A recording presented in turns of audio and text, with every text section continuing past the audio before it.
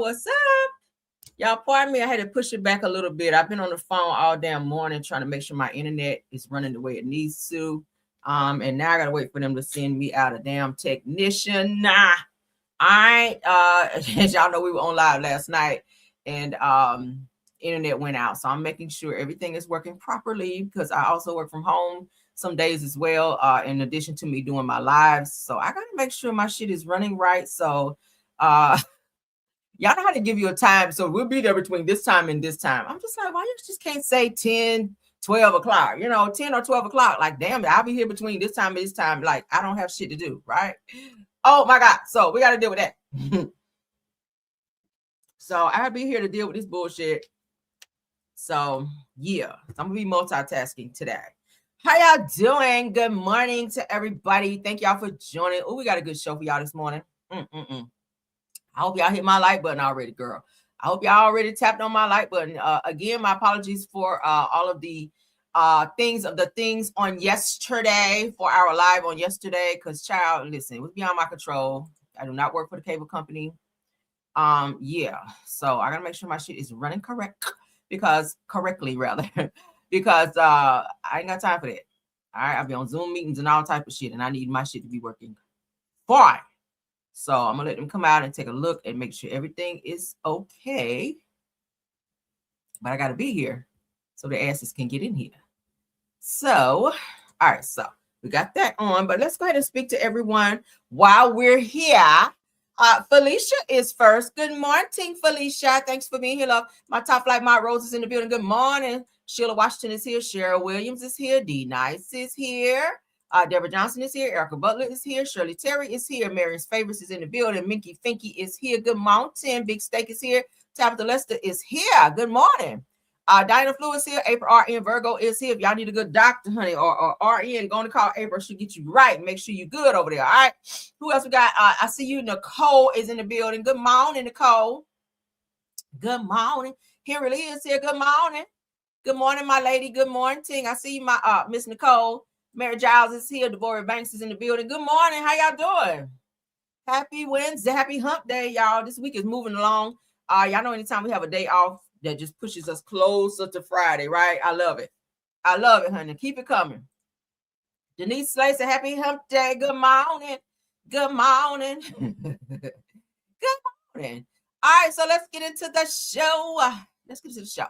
All right, I see you all coming in. Again, please don't forget to tap the like, because we got some great topics, y'all. This show here is going to blow y'all wig off, honey. So y'all think, if you ain't got no glue under your wig, I don't know what to tell you, all right? Because it's about to fly off.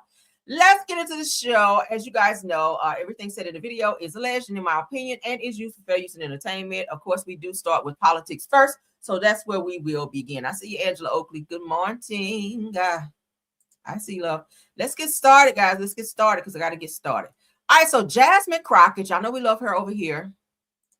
We love her over here. Let's share screen so you guys can see. My Lord. Y'all got my damn glasses on. I got lashes on too. I had something to do yesterday where I had to get my face, do my face. Let's do my own makeup. But I put my lashes on, so now it's feeling weird with me having my glasses on. So if y'all see me like batting my eyes a little bit, that's why. Because my glasses are on, and then my lashes feel like they're touching my glasses. It feels weird. I'm gonna take these holes off today. Because no, I don't really need them on now anyway. I already did what I need to do. But all right, let's get into this topic. So if I'm batting my eyes too much, y'all, I'm not batting my eyes at y'all. It's because these damn glasses feel like they're touching my lashes. Okay, it just feels weird. All right, so Jasmine Crockett calls out Byron Donalds' hypocrisy over DC Youth Justice Bill. Let's get into that. So Jasmine Crockett did not hold back. She called out Byron Donalds for backing a DC bill that strips second chances from kids after he once asked for grace and do-overs himself. See, those be the ones. Be out here on the BS, and then when it's time for them to get grace, everybody got to give them grace, but then when it comes to somebody else, you are fighting against that. All right, so the question hits hard. Who deserves mercy in America and who does not? Let's get into what they have to say. Thank you, Mr. Speaker. I rise today in strong support of my bill, H.R. 4922, the D.C. Crimes Act. It moves the ability of judges to sentence youth offenders below mandatory minimum guidelines and requires the D.C. Attorney General to establish a public website containing much needed statistics on juvenile crime in D.C. The Trump administration's efforts have shown that lawlessness is a choice, and it is time for Congress to step up, adhere to our constitutional duty, and firmly address crime in the nation. Accountability, avoidance, agility from across the aisle. So work with me for a second. Imagine being a young man born to Jamaican and Panamanian parents who messed up not once, but twice. Imagine standing in front of a judge with your whole future hanging in the balance, and instead of prison, you are given a promise of mercy. Your record gets wiped clean. You get a second chance at life. Now imagine taking that promise and turning it into promotion. You go to college, you get a job, and even become a member of Congress. That's what redemption looks like. That's what America is supposed to be about. And that is exactly the story of the next wannabe governor from Florida. As a young man, he went through pretrial diversion for misdemeanor marijuana possession. As an adult, yet younger than 24, he was charged with and ultimately placed on probation for felony bribery charges, which ultimately were 2 expunged. He was given a 3rd chance, and now he's the face of a bill that would not afford young people in Washington, D.C. the same opportunities afforded to him.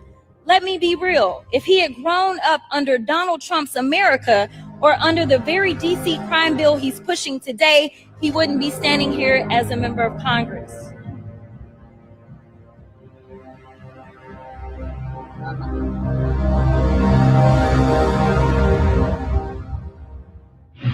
Shout out to National Black God. I love stuff like this.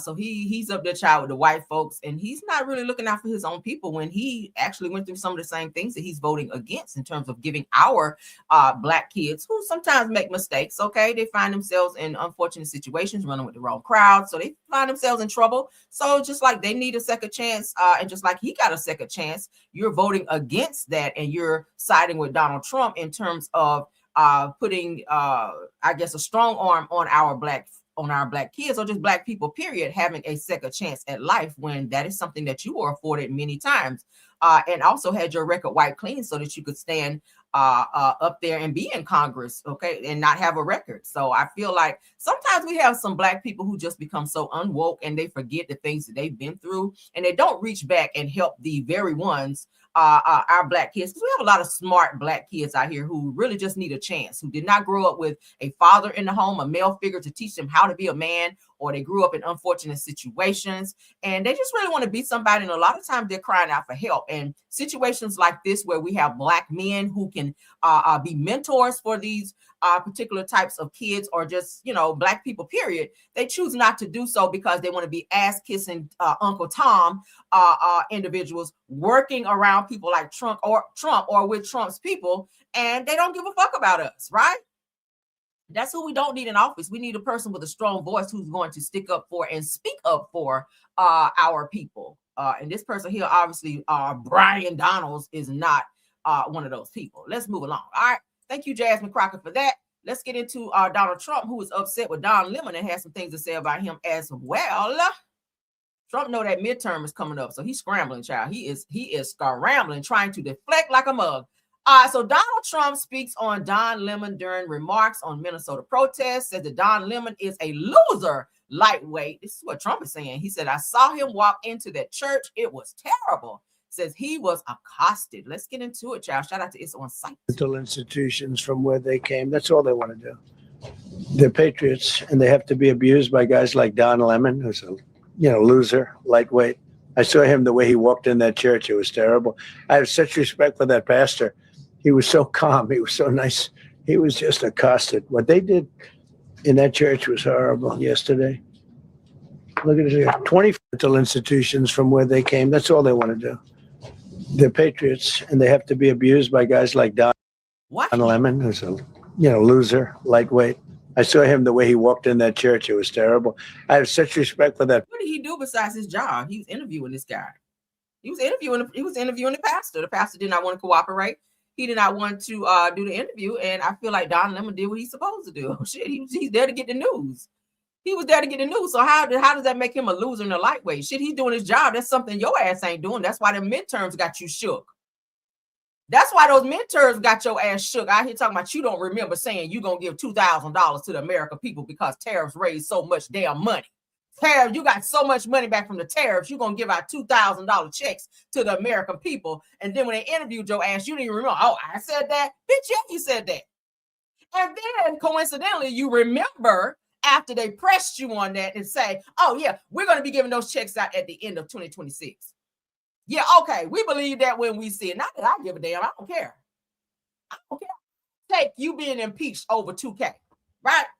Fuck $2,000. Fuck that. Ain't no money anyway. Now, a lot of people say, well, hold up, Cameron. Don't say fuck $2,000. We'll take it, right? $2,000 is okay for somebody if you really feel like you need a little check or whatever. All right, I ain't saying I can't use $2,000. I can put it somewhere and apply it somewhere. But at the end of the day, I prefer to see your ass impeached up out of office, okay, during the midterm elections, and have somebody else in there that I feel could pretty much run this country a little bit better than you, because you've been fucking up while you've been in there. And we're what, only 21 days into the new year, and you ain't did shit that you promised, except have ICE out here harassing people and unaliving people. You got that part right. Or should we even give you applause on that? What do y'all think about that with him attacking Don Lemon? He always attack others, but don't never see himself when he's doing some stupid shit. All right, which is all the time. But let's continue, child. All right. While we're talking about ICE, let's go ahead and get into this. We're gonna keep the show on the road, honey. Let's keep it on the road. So Minnesota police chief states the terrorist organization known as ICE have violated the civil rights of an off-duty black officer. See, they still out here terrorizing people at the direction of y'all president, honey, Trump. Let's get into it. Shout out to Lawyer Base. Good morning, everyone. I'm Mark Ruley, police chief of the city of Brooklyn Park. Behind me is a bunch of amazing police chiefs that are here in support of a very short but very important message that we want to share with you. What you won't hear from any of us today is rhetoric of abolish ICE or that there shouldn't be immigration enforcement. The truth is, immigration enforcement is necessary for our national security and for local security. But how it's done is extremely important. In fact, we have a long history of working exceptionally well with our federal partners, including ICE agents, and we have seen the best of them perform their job extremely well in the past. With that said, recently, as the last 2 weeks, we, as law enforcement community, have been receiving endless complaints about civil rights violations in our streets from U.S. citizens. What we're hearing is they're being stopped in traffic stops or on the street with no cause and being forced to demand paperwork to determine if they are here legally. As this went on over the past 2 weeks, we started hearing from our police officers the same complaints as they fell victim to this while off duty. Every one of these individuals is a person of color who has had this happen to them. In Brooklyn Park, one particular officer that shared her story with me was stopped as she passed ICE going down the roadway. When they boxed her in, they demanded her paperwork, of which she's a U.S. citizen and clearly would not have any paperwork. When she became concerned about the rhetoric and the way she was being treated, she pulled out her phone. In an attempt to record the incident, the phone was knocked out of her hands, prevented her from recording it. The officer had their guns drawn during this interaction. And after the officer became so concerned, they were forced to identify themselves as a Brooklyn Park police officer in hopes of slowing the incident and de-escalating the incident down. The agents then immediately left after hearing this, making no other comments, no other apologies, just got in their vehicles and left. I wish I could tell you that this was an isolated incident. In fact, many of the chiefs standing behind me have similar incidents with their off-duty officers. This isn't just important because it happened to off-duty police officers, but what it did do is we know that our officers know what the Constitution is, they know what right and wrong is, and they know when people are being targeted, and that's what they were. If it is happening to our officers, it pains me to think of how many of our community members are falling victim to this every day. It has to. Good morning, everyone. All right, so y'all hear that? So how many people ride around? Let's ask the question. Because ICE, y'all doing the fucking most right now, right? How many people ride around with their birth certificates in their car or on their person? Okay. The most we ride around with is our ID. Okay, to show that we are allowed to drive, which would be our driver's license and social security card. That's kind of what you take around. But I don't think you ride around with your birth certificate in your car folded up, child, your glove box, or or in a folder under your arm or in your hand when you're out and about to prove that you are a U.S. citizen, right? That's what ICE is counting on. And they're targeting our people, brown people, as you guys just heard. They're targeting our people and, of course, Latinos, and automatically assuming that because they are brown people and that they're Latino people, that they're not supposed to be here. We have some people who are Latinos that are citizens because they have their paperwork and everything in order, just like black people. We're just doesn't mean that we're all from Haiti or that we're from Africa or outside of the U.S. We have some people who should be here when they're targeting and harassing and unaliving even. We saw the young woman the other day that was unalived, and we also saw a young man, December 31st, where ICE unalived this young man, and it was for no reason. But they don't talk about that, right? They don't talk about that. They don't shed light on that because they want to sweep that under the rug. Because as you guys can see, it's definitely ICE is starting to be seen as terrorists. I'm sorry. I get it. You guys have to do your job and remove people who aren't supposed to be here in the U.S. But when it becomes where you're targeting people who are supposed to be here and it's starting to look like a terroristic situation, that definitely needs to be addressed. And they're acting under the direction of the president of the United States. And it's uncouth, right? It's very much so uncouth. So we definitely keep your eyes and ears open. Be safe when you're out and about so that you're not targeted as well as a U.S. citizen to be asked to, I don't know, show identification that you're supposed to be here or else. And we know what the or else is, right? So, yeah, we definitely have to talk about that. Let's continue on because ICE is doing the mess. Let's get into this next topic. Shout out to the neighborhood talk. Oh, let's stop sharing. Sorry. Oh, child, I'm trying to move along. All right, let's get to the next topic according to neighborhood talk. Let's get that up. Okay. Georgia teen suffers severe burns, you guys, after a group of middle school girls allegedly threw an unknown chemical at her during a fight. That's the craziest shit I've ever heard. Let me put my trigger up for this one, child, because this is a lot. That said that the teen's mother says that the altercation stemmed from months of bullying and shared a message from one of the girls saying, "Now you're burning." Okay. Let me give me a second, you guys. Let me check on my puppy. I have a little chihuahua. Let me check on her right quick because she is whiny. Let me check on her. I'm gonna play you guys some music while I check on her right quick downstairs. Okay, I'll be right back.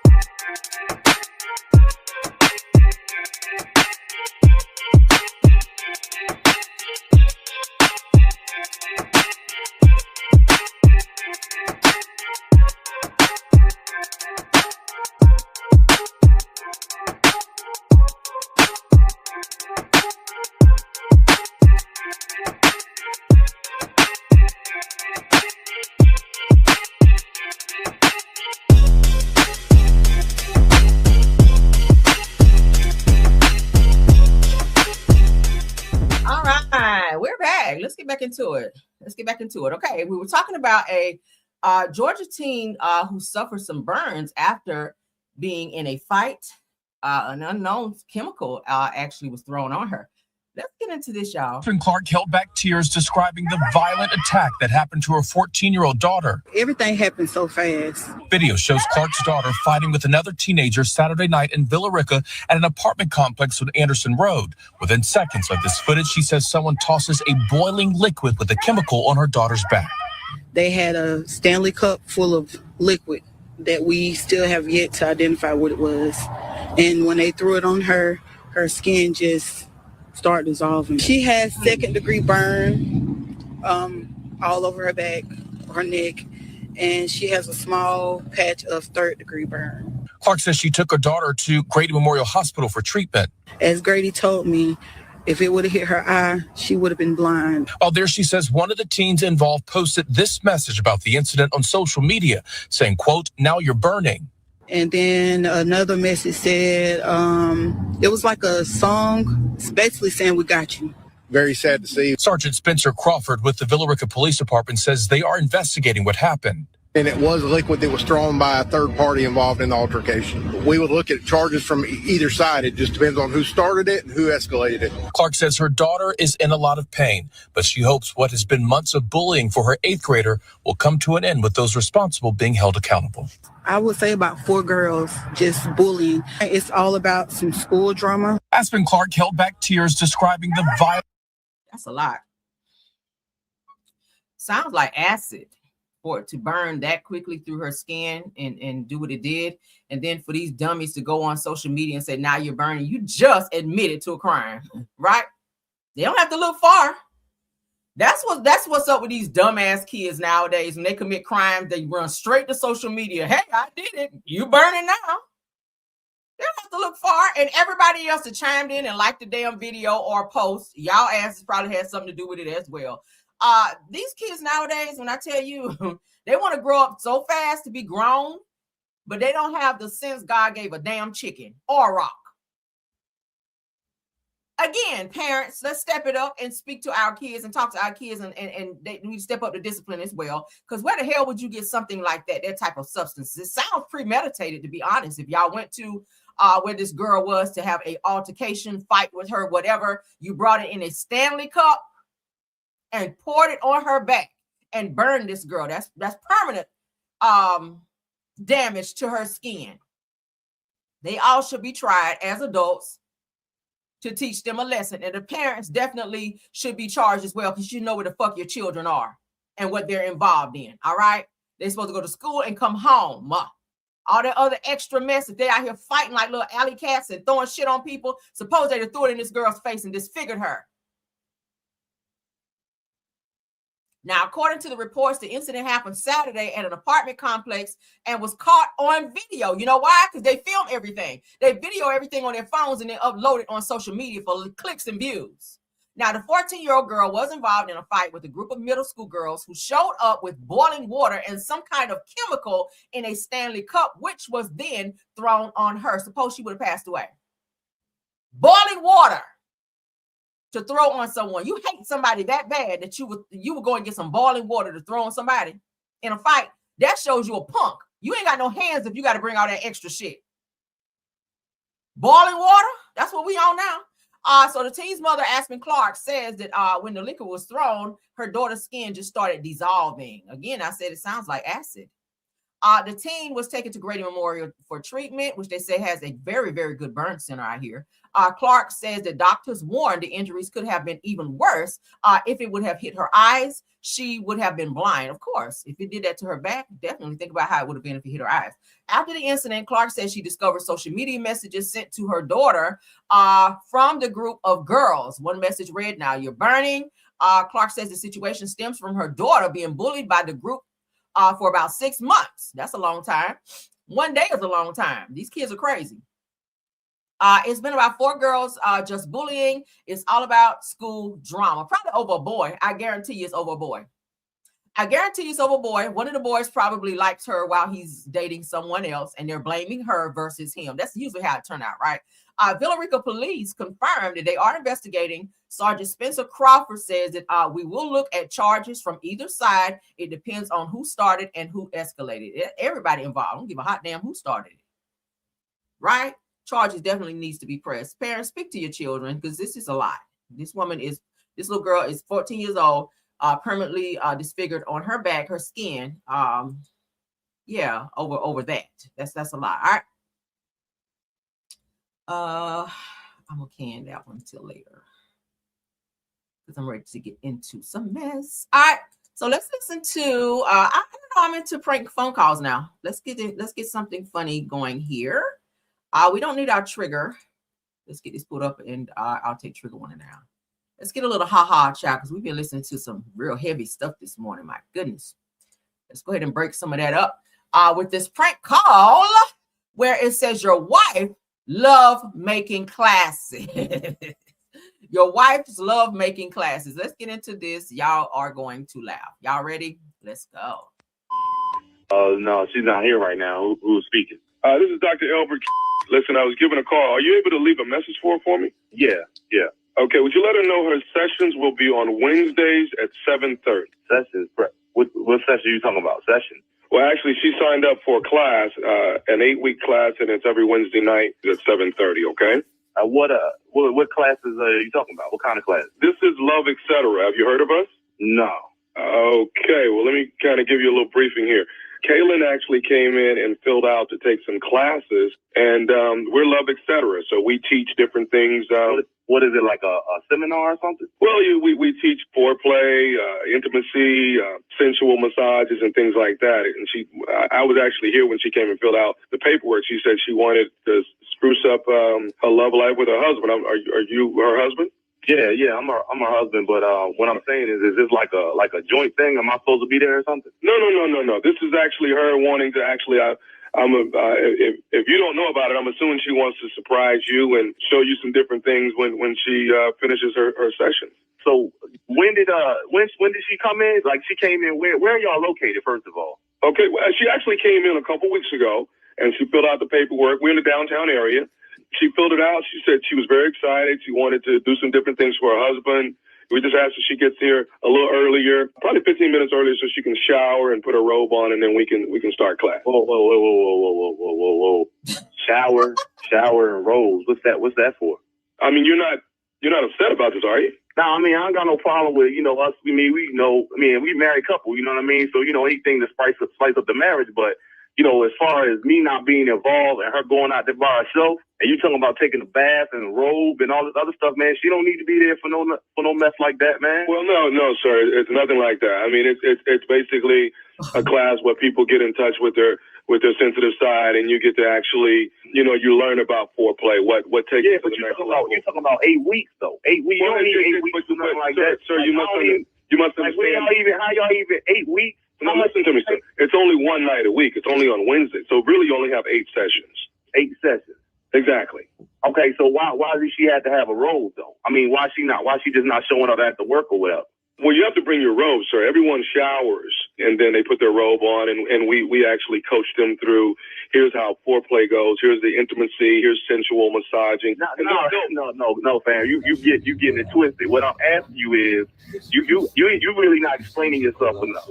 Like, what do y'all do? Like, I understand the class. Like a classroom said, if I'm in the class, I'm taking the class.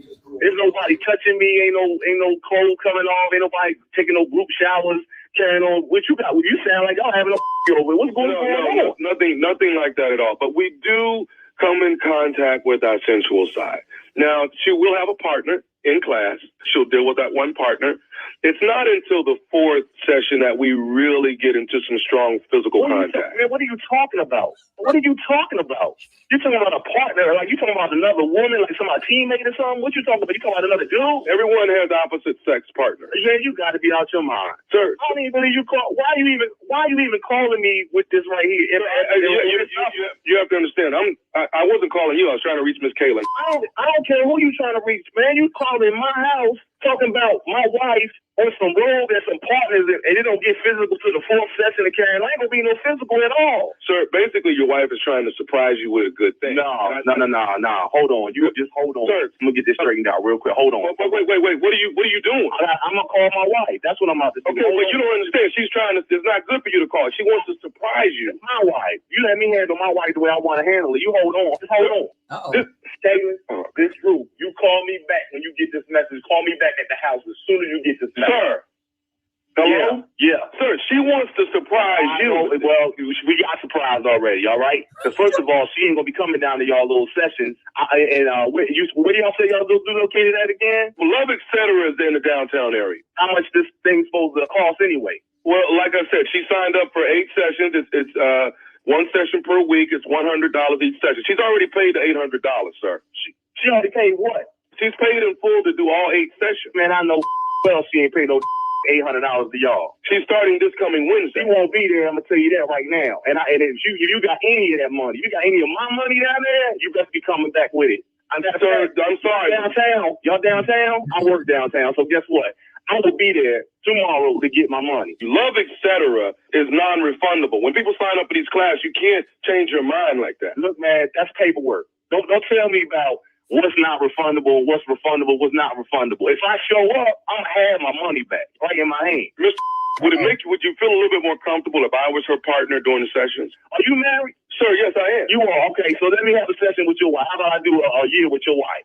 My wife works with other men in the sessions. That's fine. So I'm going to go ahead and knock your wife down for about a good, year or whatever, and then we're going to see how you like it. How about that? Sir, I'm not going to go back and forth. No, we ain't going back and forth. I'm going to come down there, come get my money back, and I'm going to go on forward with my business, and then don't call this house no more. Don't worry about my wife taking name off the little ledger or whatever. Ain't going to be no classes, player. None. We're non-refundable. I keep telling you that. Man, who the you think you raising your voice at? Sir, I'm talking to you. I keep telling you we're non-refundable. Don't tell me it's not refundable. Did she go to any sessions yet? No, she has not. You ain't use the service yet, right? You didn't use the service yet, right? But we've already partnered her up. We already have a partner for her. You can't help about that partner. Let the partner use your wife. How about that? Hey, sir, quit bringing my wife into this. You bringing my wife into it, I'm going to bring your wife into it. Maybe the problem is you. Maybe you're not doing what you need to be doing at home. Who think you talking to? I'm coming down there tomorrow to come get my money. You better have my money. It's going to be your please believe it. What am I supposed to tell her? He going to get his chick too. Do you know who her partner is? I'm the only partner she got. We partnered her up with nephew Tommy from the Steve Harvey Morning Show. Man, y'all play too much, man. That's funny, man.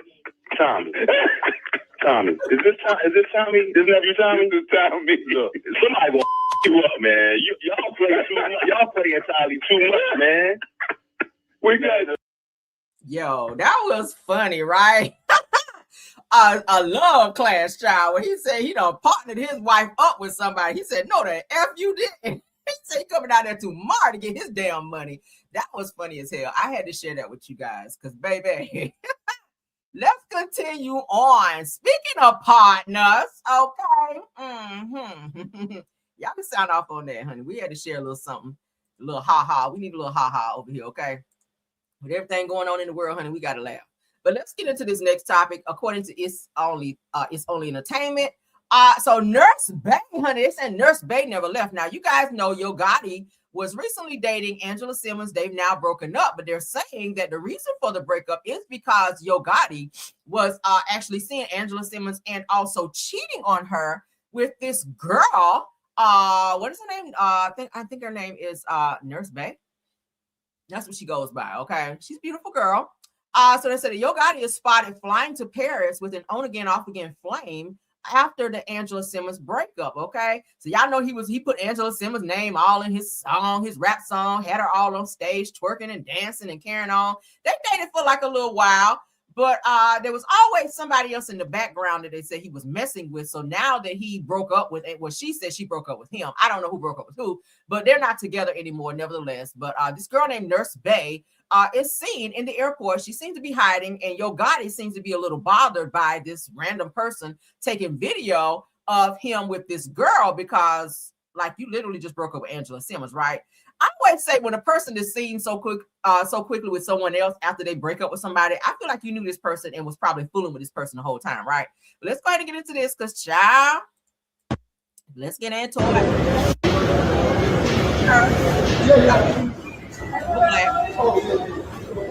Airport.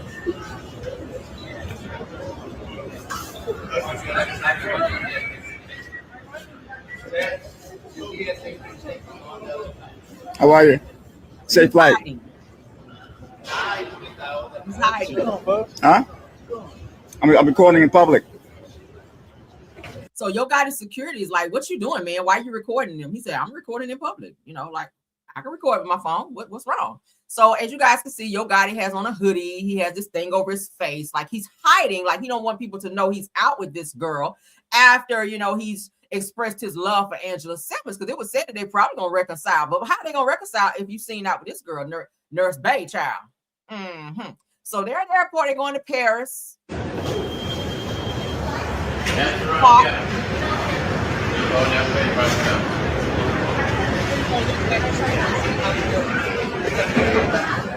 They know it's going to hit social media. They know it's going to hit social media because he's saying one thing, but then you're seen in the airport with this girl. So look at security like, bitch, why y'all still recording? Because they know it's going to get out, right?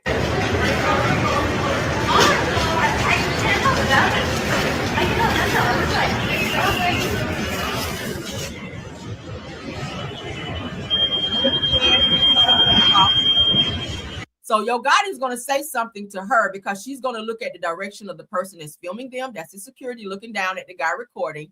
Yo Gotti's going to whisper something to Nurse Bay. She's going to kind of look over to where the person is filming. Then she's going to put her hoodie up like she's hiding. Like they don't want people to see them together, right? But if this supposed to be your girl, you supposed to be out. You know, you ain't got to cover your face up. Just be out and enjoy. Fly wherever you fly. You ain't got to hide while you hiding, right?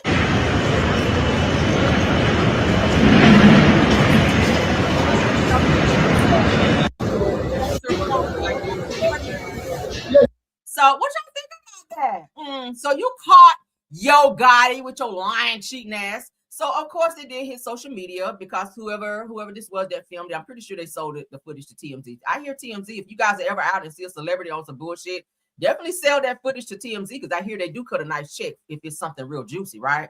So I'm pretty sure he got a nice little check for this video right here. And I knew his security was like, bitch, I know you didn't. But y'all sound off on that. Yo Gotti getting caught out here cheating and whatnot. All right, let's get into this Bill Clinton news, child. Bill Clinton got a son out here who looked just like him. I don't know why they don't go and do this damn paternity test, child. But they said Bill out here was balls deep in a sister out there in Oklahoma, child. Because that is a son out here that look just like Bill, okay? And I got some, I'm really trying to get some more information on this. I've been kind of talking off the record to someone. I can't reveal that person yet because I'm trying to see if I can get a reputable source to come on my show and talk about this Bill Clinton situation. So that's what I'm working on. But we'll see what happens. We'll see what happens. I'm still trying because a lot of times people don't want to talk, but you know, we trying to get that. But when I do, I will definitely let you guys know. But they're asking, is this Bill Clinton's son? I feel like it is. There have been other people who have co-signed saying, yeah, Bill Clinton was definitely in the hood, child. He was definitely dating this boy's mom, who is black. His mom is black. Of course, y'all know Bill Clinton is white.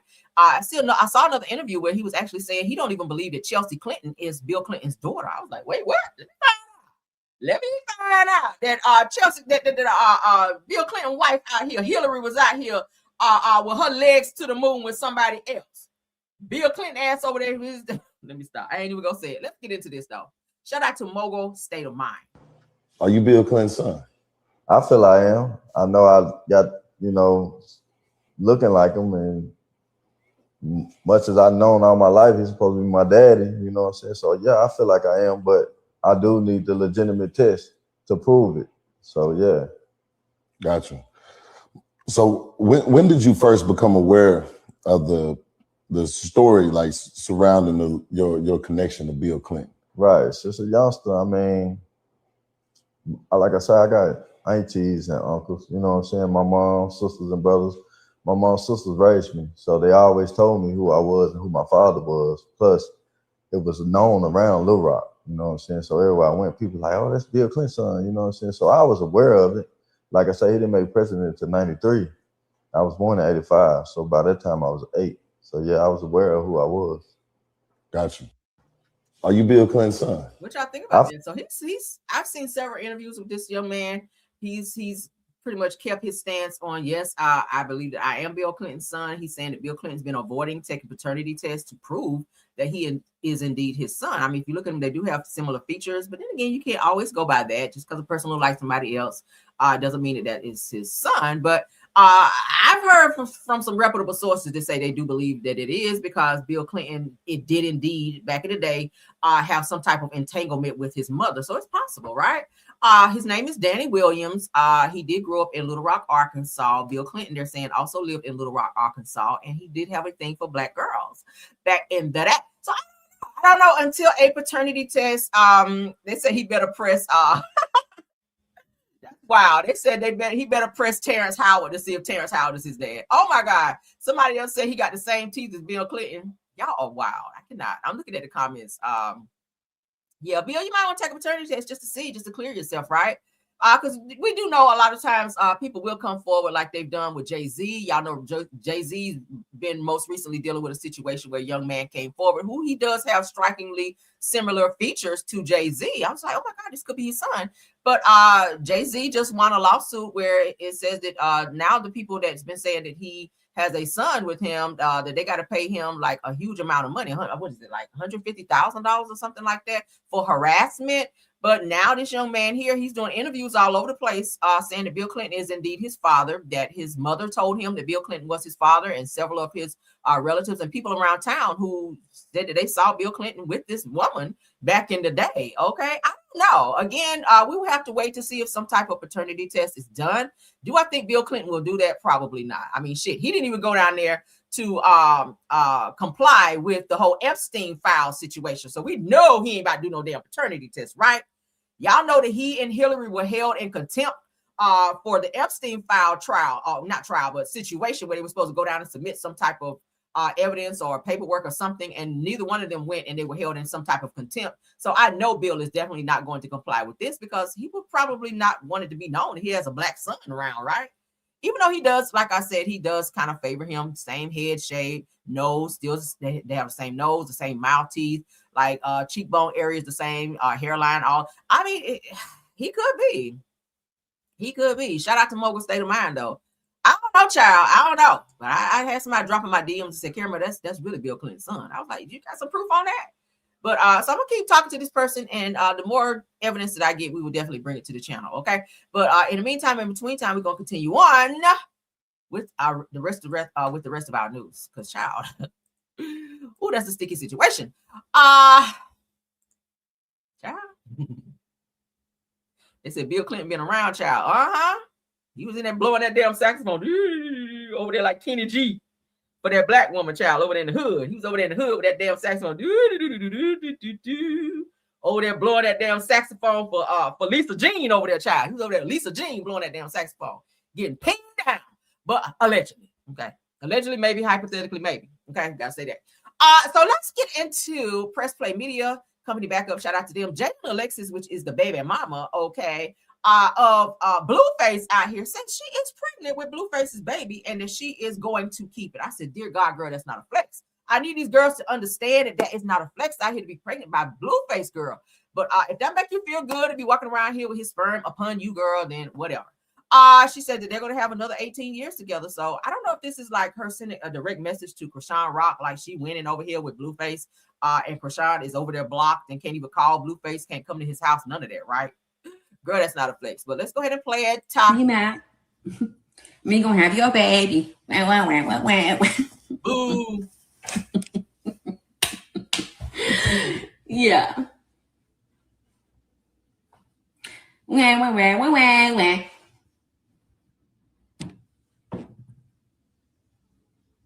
Stop playing with me. Stop playing with me. Any of these bitches also. Stop playing with me. Stop. I troll all day. I really do it for a living. Actually, matter of fact, give me something to do. Me no like no ugly. Me pregnant. Keeping the baby. Now what? Me have another 18 years. Like, stop playing. Like, really be your worst nightmare. Stop playing with me. Stop talking about me. How about that? Now I'm about to talk about you all motherfucking day. Happy motherfucking birthday, ho. Happy motherfucking birthday. Stop talking about me. Stop bringing me up. Yeah. Okay. You're depressed over somebody who will not commit to you and have only 145 girlfriends in a week. Like, he ain't checking for you like that. He came over. I see she's been cooking for him a lot. Now he'll come to her house. She have like a whole like Thanksgiving meal cooked for him. and he'll sit there and eat up her food, talk shit to her, and then turn right around and say that he felt that Chrisean was a better woman than her, when she is a wonderful mother. Jaidyn, Alexis, you're a great mother with the exception of your daughter, the one that I told y'all is bad as hell. What's her name? Journey. I think her name is Journey. And yeah, you need to spend probably less time on the internet and be more of a mother to your daughter, because she's disrespectful as hell already at what, maybe 5-6 years old. She's very bad. But Blueface is not a flex out here. He is very disrespectful, not just to his mother, but to other women as well. Also to you, Jaidyn, Alexis. I wouldn't cook him shit, not even a hot dog. I wouldn't give that nigga a hot dog. He wouldn't get a cookie, a stale cookie out of my house, okay? Because he's fucking disrespectful. Just allow him to be a father and keep it moving. You got to keep having babies by him, because he's never going to wife you, right? He's never going to respect you. So I don't know why you thought this was a flex to come online. And I'm having his baby. Like, girl, you should be down there to the clinic to see if you got more than just a baby going on, right? Down there. Yeah. But anywho, girl, let's move along, because he be with too many women like he do. And I know he ain't strapping up. He can't be. But go off, girl. If that make you feel good to be online bragging about being pregnant again by Blueface, girl, go off. Because you know he did just get out of jail, right? For 2 years he was in there, right? Mm-hmm. So who was on his chest sitting on his chest doing all them tattoos on his face, right? He is a pretty boy. You know what happened to pretty boys in jail? I'm just saying, girl. I'm just saying. Could it be? I'm gonna say allegedly, because I wasn't in there. I didn't want to be. Could it be your baby daddy was booty hole on swole up in there? That's all I'm saying, girl. Could he be in that booty hole on swole? That's all I'm saying. But anyway, girl, let's move along. According to Black Tea Queens, let's get into Chrisean Rock, since we already talked about her. Chrisean, honey, claims that she took her son to the hospital and said the doctors told her that he has the flu. Girl, I wish he had, not the flu, but I wish he could fly so he can get the hell away from you. All right, as a horrible mother. Do I feel like you? Do I feel like she took the baby to the doctor? Now, there is a video circulating out there where she is in a hospital. She kind of blotted out in the video showing, the baby laying on the bed. It could have been anybody, right? It could have been anyone. It could have been her nephew. I mean, we didn't see, per se, a video of the baby in, Chrisean Jr. in the damn hospital, but we did see you there. Word on the curb is that CPS is looking for you after 50,000 CPS calls have been called upon you, girl. And because you're not complying and you riding around in your Buick. Thank you, Jaidyn, Alexis, for putting out there she's riding around in a 99 Buick out here. Ain't nothing wrong with a 99 Buick. But yeah, you are living in your car and CPS have been called on you. I'm going to look at the petition here in a second because I have it pulled up. Where you're not being a great mother to your son. You're not getting him the necessary help he needs. Medically, he's supposed to have another surgery down there and you ain't had it done. You're not taking care of him as you should. You sit there on live, you hear him fall and cry, and you still sit there batting your damn eyelashes and looking at the screen. We've seen all of that, right? Let's get into what she had to say, because she's such a liar. Chrisean is pathological with her lies. Let's get into it. To the doctors, then I took him to the hospital. I took him everywhere I could take him, right? You know what they told and they kept telling me, oh, he's fine. Because I started. Get your lie together. Now, I cannot stand when somebody's talking, they get to stuttering around. Girl, it should just flow out. If you're telling the truth, it should just flow, right? Why you sound like you got Tourette syndrome right there. Now, if you took him to the damn doctor and the doctor told you something, you should be able to tell us verbatim. Now, I ain't got time for you to be sitting on that shit all day. Now, spit it out. So I'm giving him cough medicine. They said don't give him cough medicine. We want him to cough it up, cough all the phlegm. So personally, I'm going to be honest. That was scary for a mama to just see your kid, like basically you can have cough medicine. You can give him cough medicine, but they're telling you not to give it to him. Like his cough was getting out of control. That's why.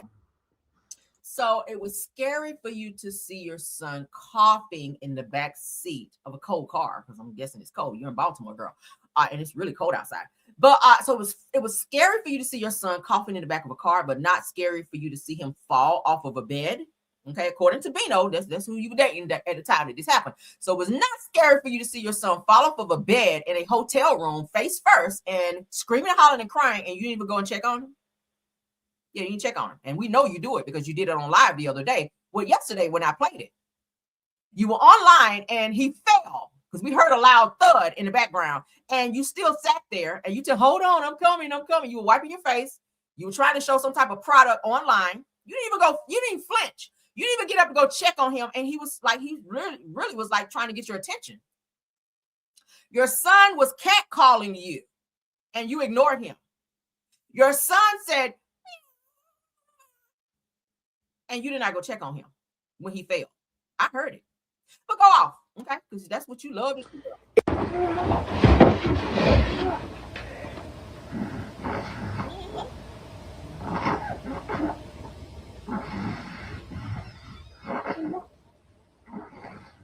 Cupid.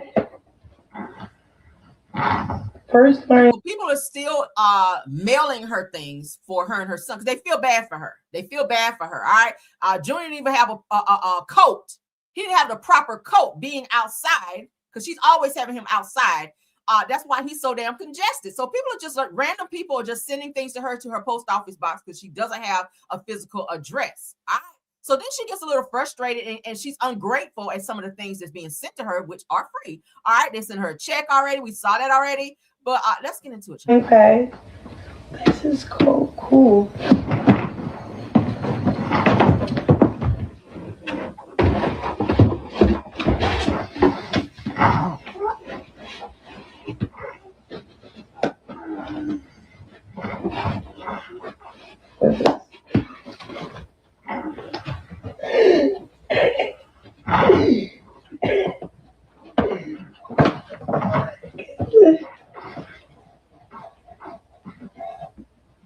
This is pretty big. He's not big like this yet.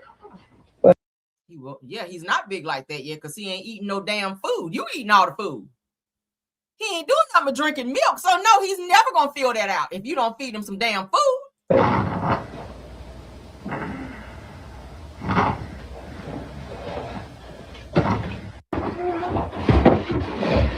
Anywho, now there's another video out there where she's opening something and somebody sent her a gift she didn't like. She threw the whole damn box and then saying the box hit her son, right? I didn't want to play that on here because I don't go too far because YouTube be like, okay. All right, but she threw the box out of anger and it was said that the box hit Junior because he started crying when the box, and then she was like, oh, my bad. My bad. Like, again, go check on your baby, right? She just don't have that instinct, that motherly instinct. I told y'all, bears and dogs, bears in the wild. Okay, bears in the wild and dogs have a better instinct when it comes to their young. This one right here, not so much. Let's get into this change.org created by the Sean Davy Way. If you guys have not checked him out on his channel, please do. He is funny as hell. I love him. I've been watching him for years. I love him.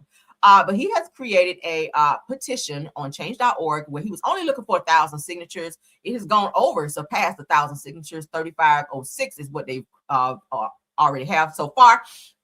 So it says hashtag save Chrisean Jr. now. All right, he's done several videos. I told you guys yesterday and the day before that Chrisean and her goons sent out some threatening messages to unalive blogger Sean Davy Way because he's been doing videos about Chrisean Jr. because he's been reporting. There's a video of him that I watched yesterday when he called CPS, giving them all types of information about Chrisean's son and Chrisean, the neglect that they've been witnessing online as related to this child as well. But so Chrisean and her goons, and it had to be someone in Atlanta because it was a 404 number where they called and contacted Sean Davy Way, blogger Sean Davy Way, and threatened his life, said they were going to end him, right? All because he's doing commentary on Chrisean and her son.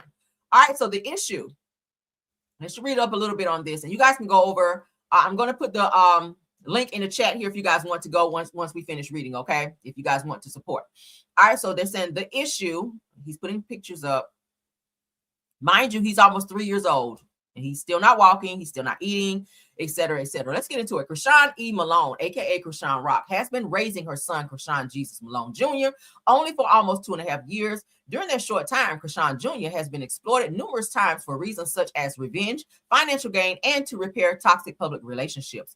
Chrisean Jr. has had his genitals exposed online for public view and has been showcased online shows with random bruising to his face and arm area. Oh my, I didn't see that. Now, Chrisean Jr. is approaching 3 years old and has never walked nor crawled and is still currently in diapers. Chrisean Jr. does not eat solid foods and has trouble chewing and swallowing without assistance. Recent videos online show Chrisean Jr.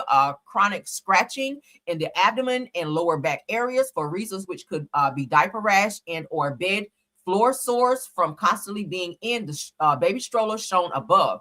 Chrisean Jr. has not received a proper car seat for automobiles, and Chrisean Jr. travels in a detached carrier of a stroller that does not have the proper attachments to keep Chrisean Jr. safe during a car collision, etc. Chrisean Jr. fell sick from pneumonia or RSV and had to deal with his sickness living inside of a silver sedan vehicle, that Chrisean Sr. travels state to state inside of, which has sparked many online advocates and mandated reporters to contact CPS in multiple states, including the DMV area where Chrisean Jr. was born.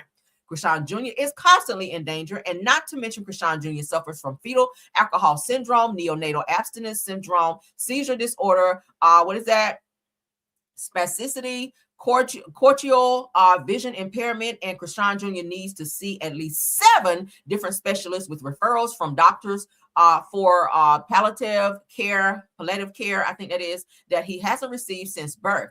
Chrisean Jr. also still suffers from a hernia. I told you guys that he was supposed to go for a second surgery that he never went to because Chrisean didn't take him.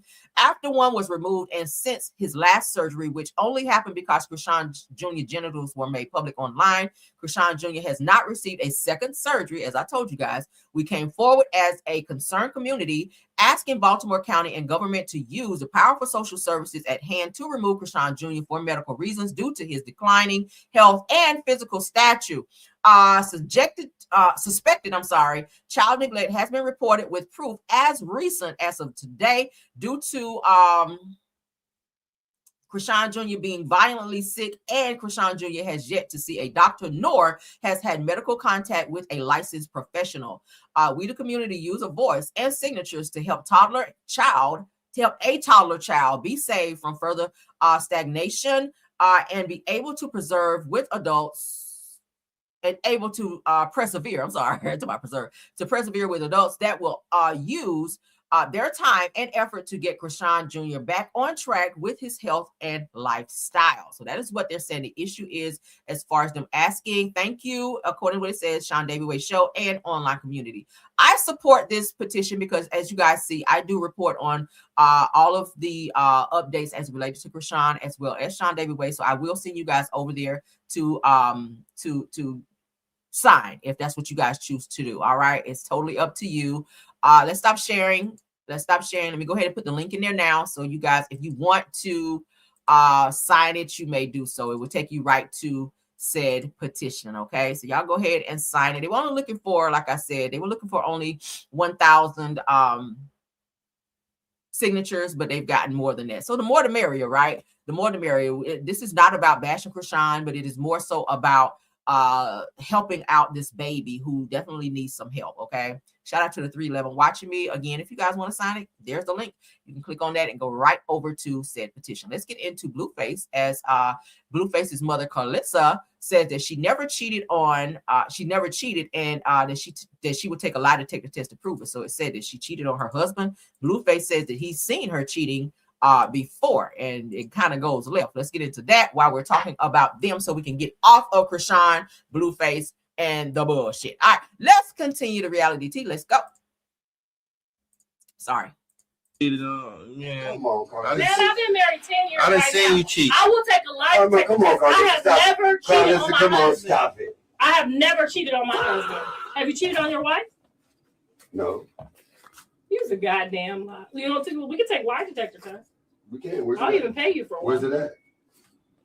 I'll pay you for that question about did you Absolutely. 20 years ago. We can Yeah. That You could be should the take number one parent lie question. detector test. That could be the number one question, trust me. Chat, what's some things Don't- y'all don't- get some questions? Don't let me no go one get my cares. receipts, because I got receipts. Both of y'all cheaters. Get over it. Thank you. Everybody cheats. Thank you. Not everybody. I ain't never cheated in my life. I cheat everybody, man. Everybody got their way. Both of y'all cheaters. But some people say passing the number is cheating. Some people say I done seen her following cheat. somebody is cheating. It just depends on what I line seen of her cheating. Yeah. What your line of cheating is. No, Everybody I'm very cheats. territorial. Everybody I seen cheats how in two a niggas different pull up way. to help you. Period. Change your I tire. wasn't probably in a relationship. That is okay if you're not in a relationship.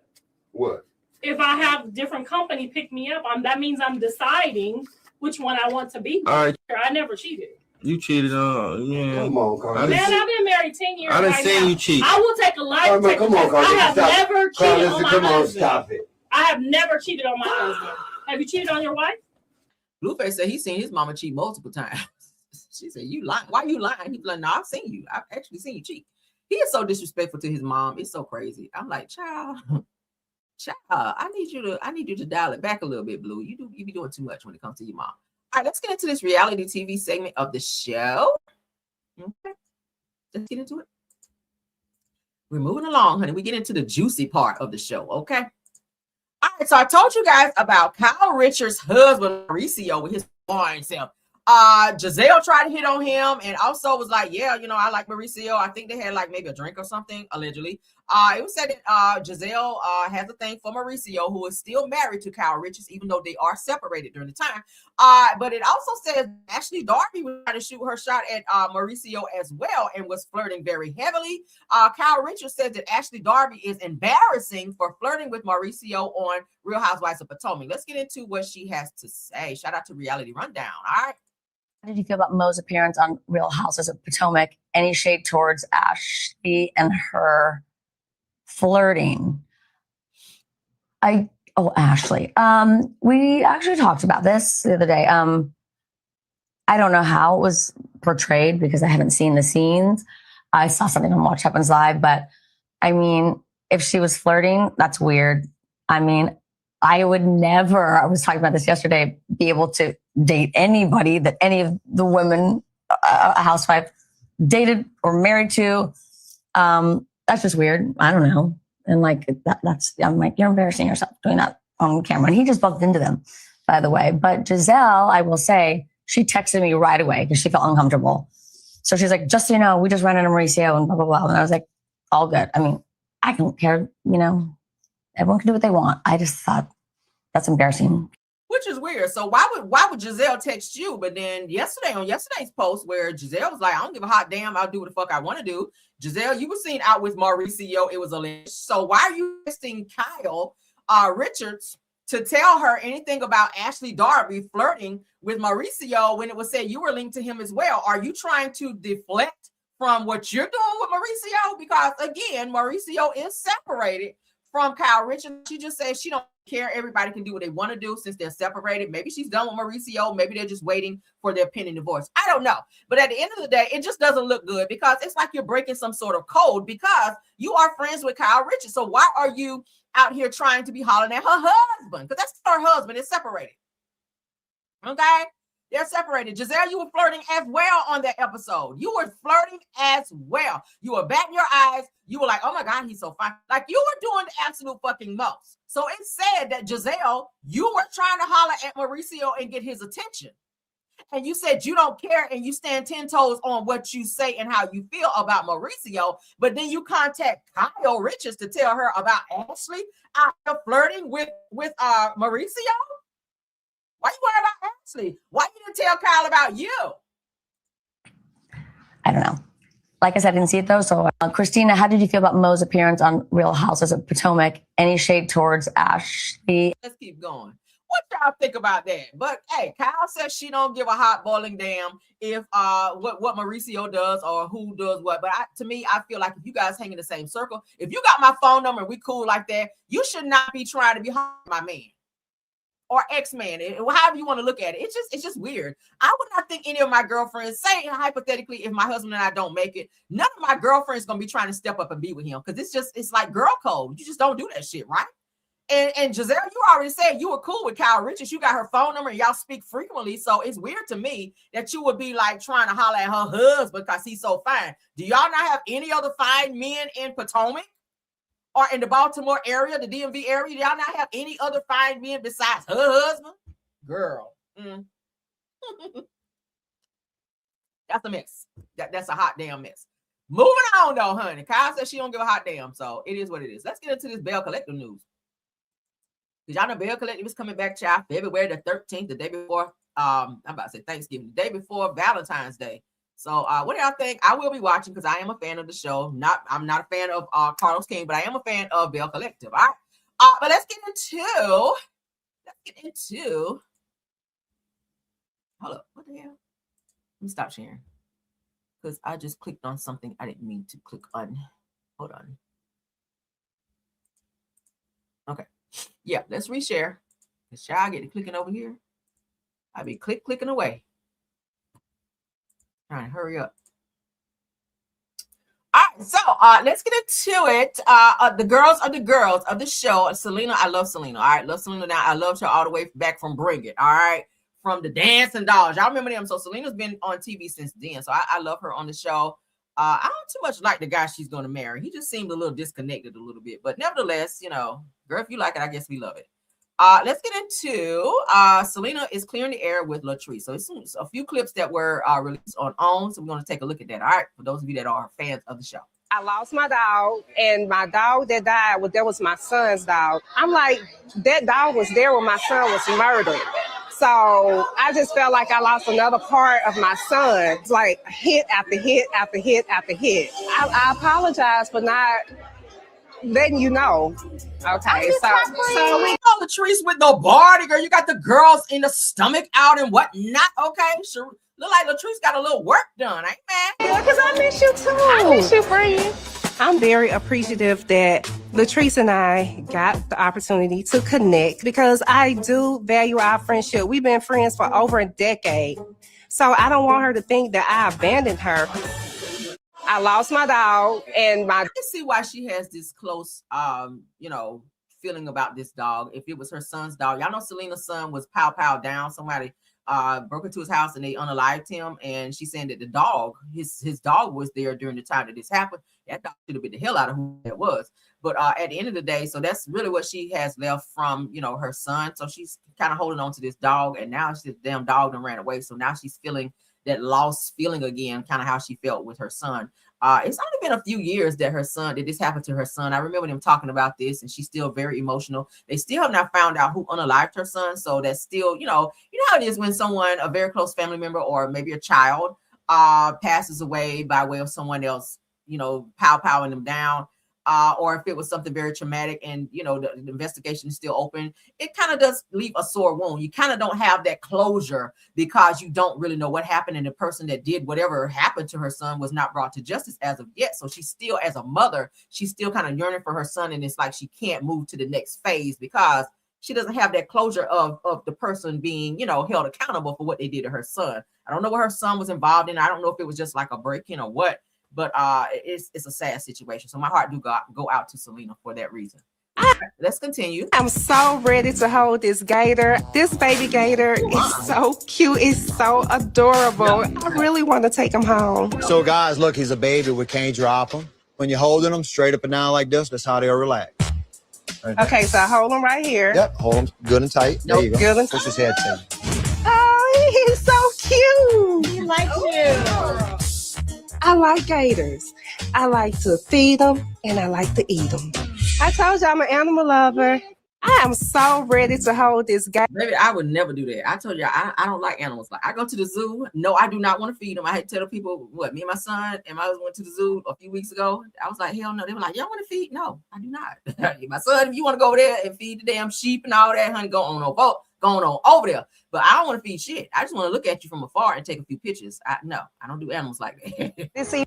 I deal with my dogs because I know what they're about. I ain't fooling with no animals. Event was release, restore, and renew. So we're about to release these balloons to our loved ones. 1, 2, 3, release.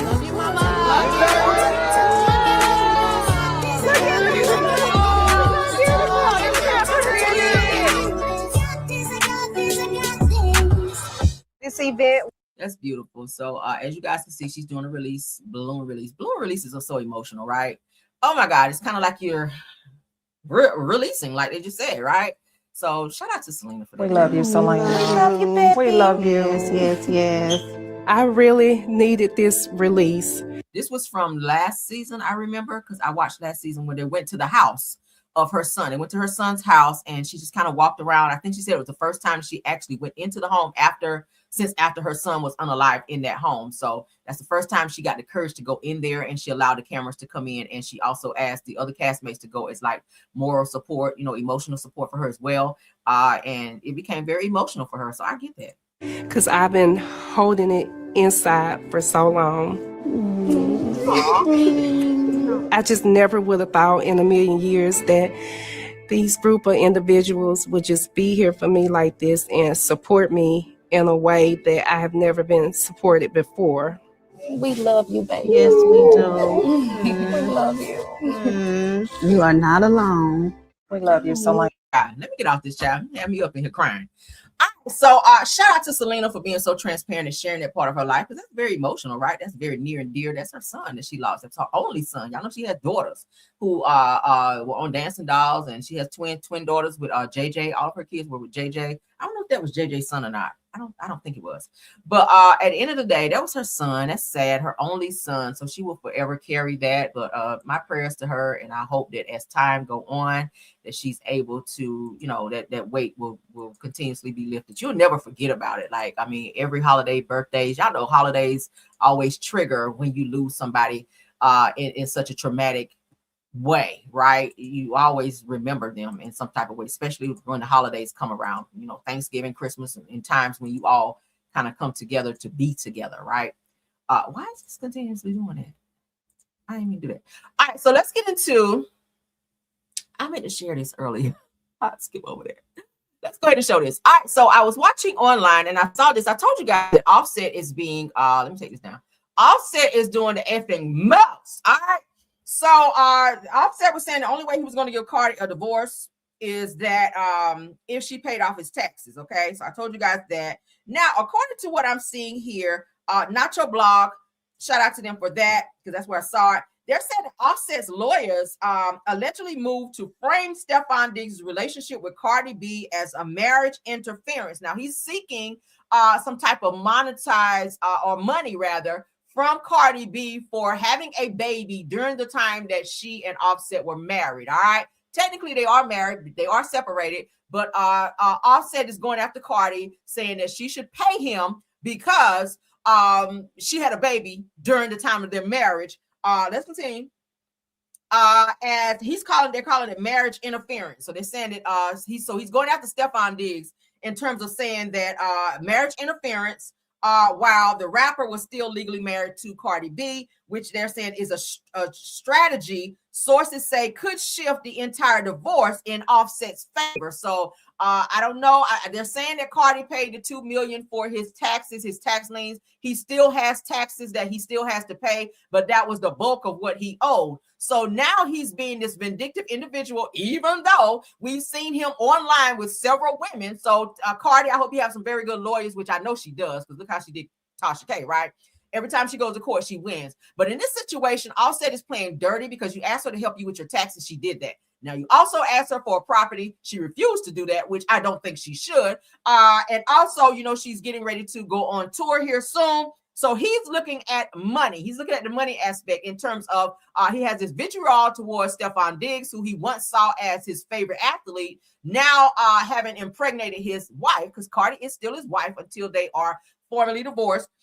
So now it appears that Offset is now going after Stefan Diggs in terms of what they call marriage interference to try to get money out of this situation, in terms of blaming Stefan Diggs for Cardi not coming back to him and Cardi not reconciling with him. Now, he see that she's done. Now, the whole time she was crying at home. See, and that's why some of these guys be, and we're not male bashing. Women do it too. But in this situation, we're talking about Offset. As long as Cardi B was home crying and calling for him to come home, and several women were reaching out to her saying, oh my God, I saw Offset out in the club with such and such girl, because Cardi said in one of her songs that, the girls that you thought were your homegirls be the same bitches out here with your husband or messing with your husband, not verbatim, but that's what she has in her song. So it was like he was always out with other people. And then when she did come back to him to try to reconcile and even had their newest baby Blossom, he still was out here fucking up. So you can't blame a woman for getting tired of your bullshit and moving on. Granted, biblically it's wrong for you to go out and mess around with someone else, especially while you're married and have a baby with said person. But when you're ready to move on from somebody as immature as Offset, who loves to play games with women, I kind of get it. I understand, even though it's not, it's not really right for her to do it, but I understand, right? I'm that type. I'm trying to be fair in this situation. I'm a Cardi fan, but I got to look at it in both aspects. Yes, it was wrong for her to have a baby with Stefan Diggs, right? Especially when a nigga got 4 or 5 kids under a year old. We keep talking about it. That's not a good look. But in this situation, like Offset, you did not want Cardi. You did not want Cardi. You wanted to play with Cardi. And I always felt that he was jealous of her because she made more money than him and her star power rose way beyond him in the Migos, right? Like, I feel like he lost respect for her because she was the breadwinner, that she was the moneymaker, and his pride and his ego. Okay, he has a huge ego, and the fact that Cardi was seen and loved more than him, he can't stand that. So now you're going after Stefan Diggs, who you are caught hearing saying in a whole video, audio recording and video, because your face is there when you said it, that whenever you catch up with Stefan Diggs, you're gonna pow him in the knees to end his career. Now, if I was Cardi and Stefan, I would go right on down to the police station and file paperwork on you for terroristic threats. Since you want to play that game, right? Since you want to play that game, let's go ahead and do that. If you want to come after me in court, calling it marriage interference when you didn't even give a fuck about this woman until she moved on. And that's how a lot of these guys don't want these women until they see them move on and be happy. Cardi is happy. She's showing up to all the Patriots games. She's bigging him up. She's kissing him when he win or make a touchdown. Like, she's cooking for him. All the things, the wifely things that women do for men that they love, right? So he's sitting back watching this because she's publicizing it on social media, and it bothers him that he ain't getting that treatment no more. So what is he doing? Now it's let me dig in these pockets because his ass is motherfucking broke because he can't stay out of the casinos. Everybody's laughing at his ass. Everybody's laughing at you. You put an album out and do shit. Now here, what's the boy other? Quavo talking about, oh, I got an album coming out. We good, dog. Everybody saying, I looked at the comments when Quavo made his announcement that his album about to drop. We like, yeah, dog, we good. Like, we don't give a fuck. Like, we didn't care nothing about Offset album, and we damn sure don't care about yours. Like, the Migos are done. Y'all are done. You're done. Move on. Let this woman be happy. If this is what she sees as her happiness, her peace, like, let it be. All right? I don't agree with how Stefan Diggs is moving out here, but if that's what she chooses, who am I? Who am I to judge, right? Child.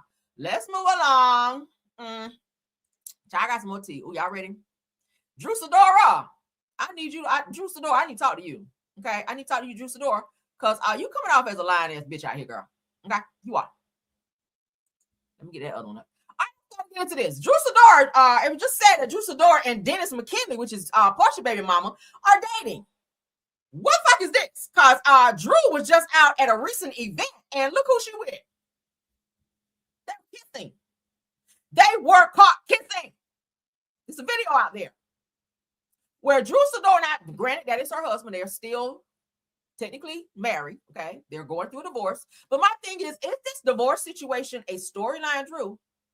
Like, let me know, because Drew, y'all know Drew lies so much. Drew is pathological, just like Chrisean Rock, right? She lies. She wake up lying. Lie in her sleep. She's snoring and lying. Just lie. Drew Sidora lies so bad. Just like she said, oh, I'm first cousin with Michael Jordan. And then they're like, no damn first cousin with Michael Jordan. Well, we got the same last name. So, oh, okay. Just lying.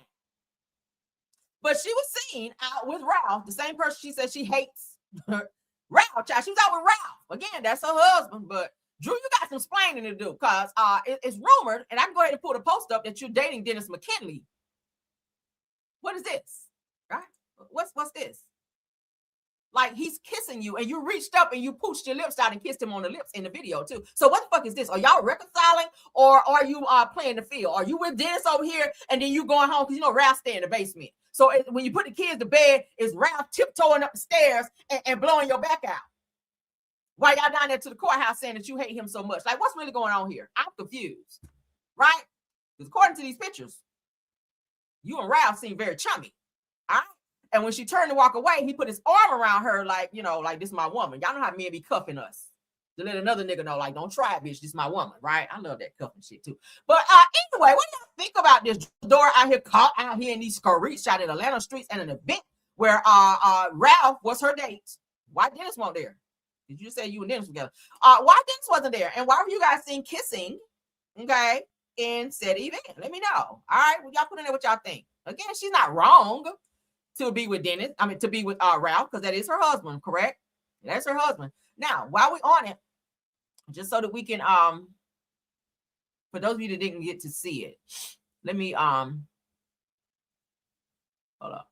Here you go. All right, let's put this one up first. Okay. So that's them, her and Dennis. Then let me pull up the post. Y'all don't even tell no lies over here. All right. What we will do is give y'all some damn receipts. Drew is like Drew, you out here thought dropping and wop dropping, girl. But let's go ahead and read. Because I showed you guys before, but for those of you that did not see the video, we'll go ahead and show you guys again. So Real Housewives of Atlanta star Drew Sidora is shocked fans, honey, after officially announcing that she is dating Dennis McKinley, the former fiance of her castmate Porsha Williams. Now, instantly igniting controversy across the Bravo universe. What might have been a private romance instead landed like a bombshell, reopening old wounds and raising serious questions about loyalty, boundaries, and respect within the group. All right, I told you guys that she is the spokesperson for Porsha's Go Naked hair. And it's weird because you and Porsha, y'all just mended fences. So for you to be out here with Dennis and him kissing on you and y'all hugging, that's weird, right? With Dennis' turbulent history and Drew already tense relationship, the reveal has fans bracing for explosive fallouts, fractured friendships, and a storyline that could redefine alliances on the Real Housewives of Atlanta. So will we see the footage of you and Ralph at said event on Real Housewives of Atlanta and you kind of going back and forth between Dennis and Ralph? That's my question, right? Y'all can put in there what y'all think. But Drew, you got some splaining to do, right? Look at Ralph bald-headed ass. He get on my nerves. Him and Martell, I swear, got to be the same person. Gotta be the same person. While we're talking about Porsha, we might as well get into the update that I found on Porsha. Let's get into it. I told y'all yesterday that Porsha child is 2 months behind on her house over there that she's staying in. Really, Simon's house. Okay, we gotta talk about it. We gotta get into that. So let me get that. Child. Okay, yeah. Let me get that one up. Hold up, y'all. Yeah.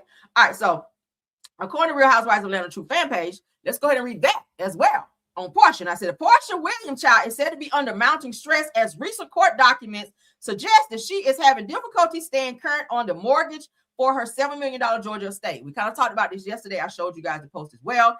It said that a filing submitted last Friday, this is the update, claims that Porsha has fallen 2 months behind on payments, with the mortgage itself reportedly costing about $35,000 a month, which I told y'all yesterday, not including maintenance, which she's not keeping up, utilities, which she's barely paying, and additional household costs. Now, you guys know that Simon was said to have supposedly been paying Porsha the $40K a month, and she was relying on that, which is why she chose to stay in the house. She's like, okay, Simon gonna give me this $40K. I'm be getting this from Real Housewives of Atlanta, and I'm be getting this money from over here. So she had already started counting up her money. She had already broke some of the buttons off her calculator over there adding shit up. But Simon was like, stop in the name of love, girl. He turned into one of the Supremes on her ass and told her, bitch, don't start counting yet, because I'm not giving you shit, right? So that's the team. And Simon was like, stop.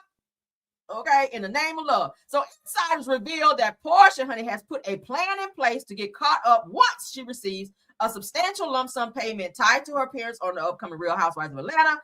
At the same time, her estranged husband, Simon Gufrati, honey, has allegedly made it clear that he has no intentions of contributing financially to the home she currently occupies, right? Continuing on, said the online reactions have been divided, with many fans noting that while the property is stunning, girl, it's a cute house, but girl, you need to move. It may simply be overwhelmingly financially burdening Porsha, and that Porsha might be better off walking away with choosing a home that aligns more realistically with her long-term finances.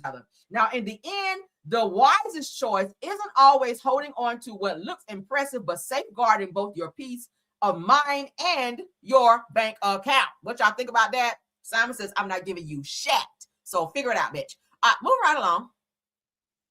Let me see what this one, because I pulled two. I'm going to make sure I give you guys all of that. All right.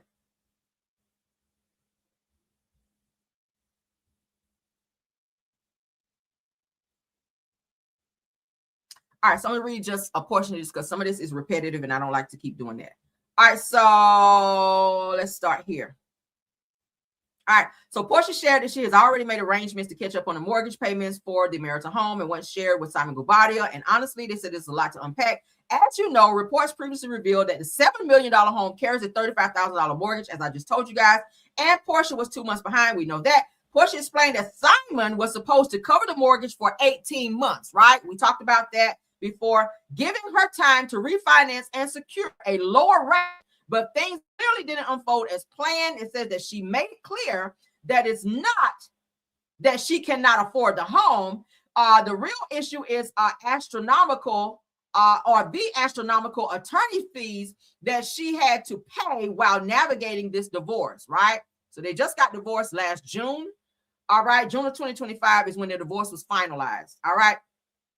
On top of that, Porsha reveals that she sold her previous home and used that money towards her new home, making the financial pressure even heavier. Now, between legal battles, broken agreements, and a $35K monthly note, which she cannot afford, this situation highlights how quickly divorce can complicate even the most luxurious lifestyle. So as you guys can see, for the next 18 months, she has to try to finance this house into her name out of Simon's name and then give him half of the equity. But if you're already behind 2 months, like, I get it that you have all of these other things to pay, because Simon ain't paying shit. Simon is like, hey, my name is Bennett and I ain't in it. That's what he's giving her. So I really hope she figures this out.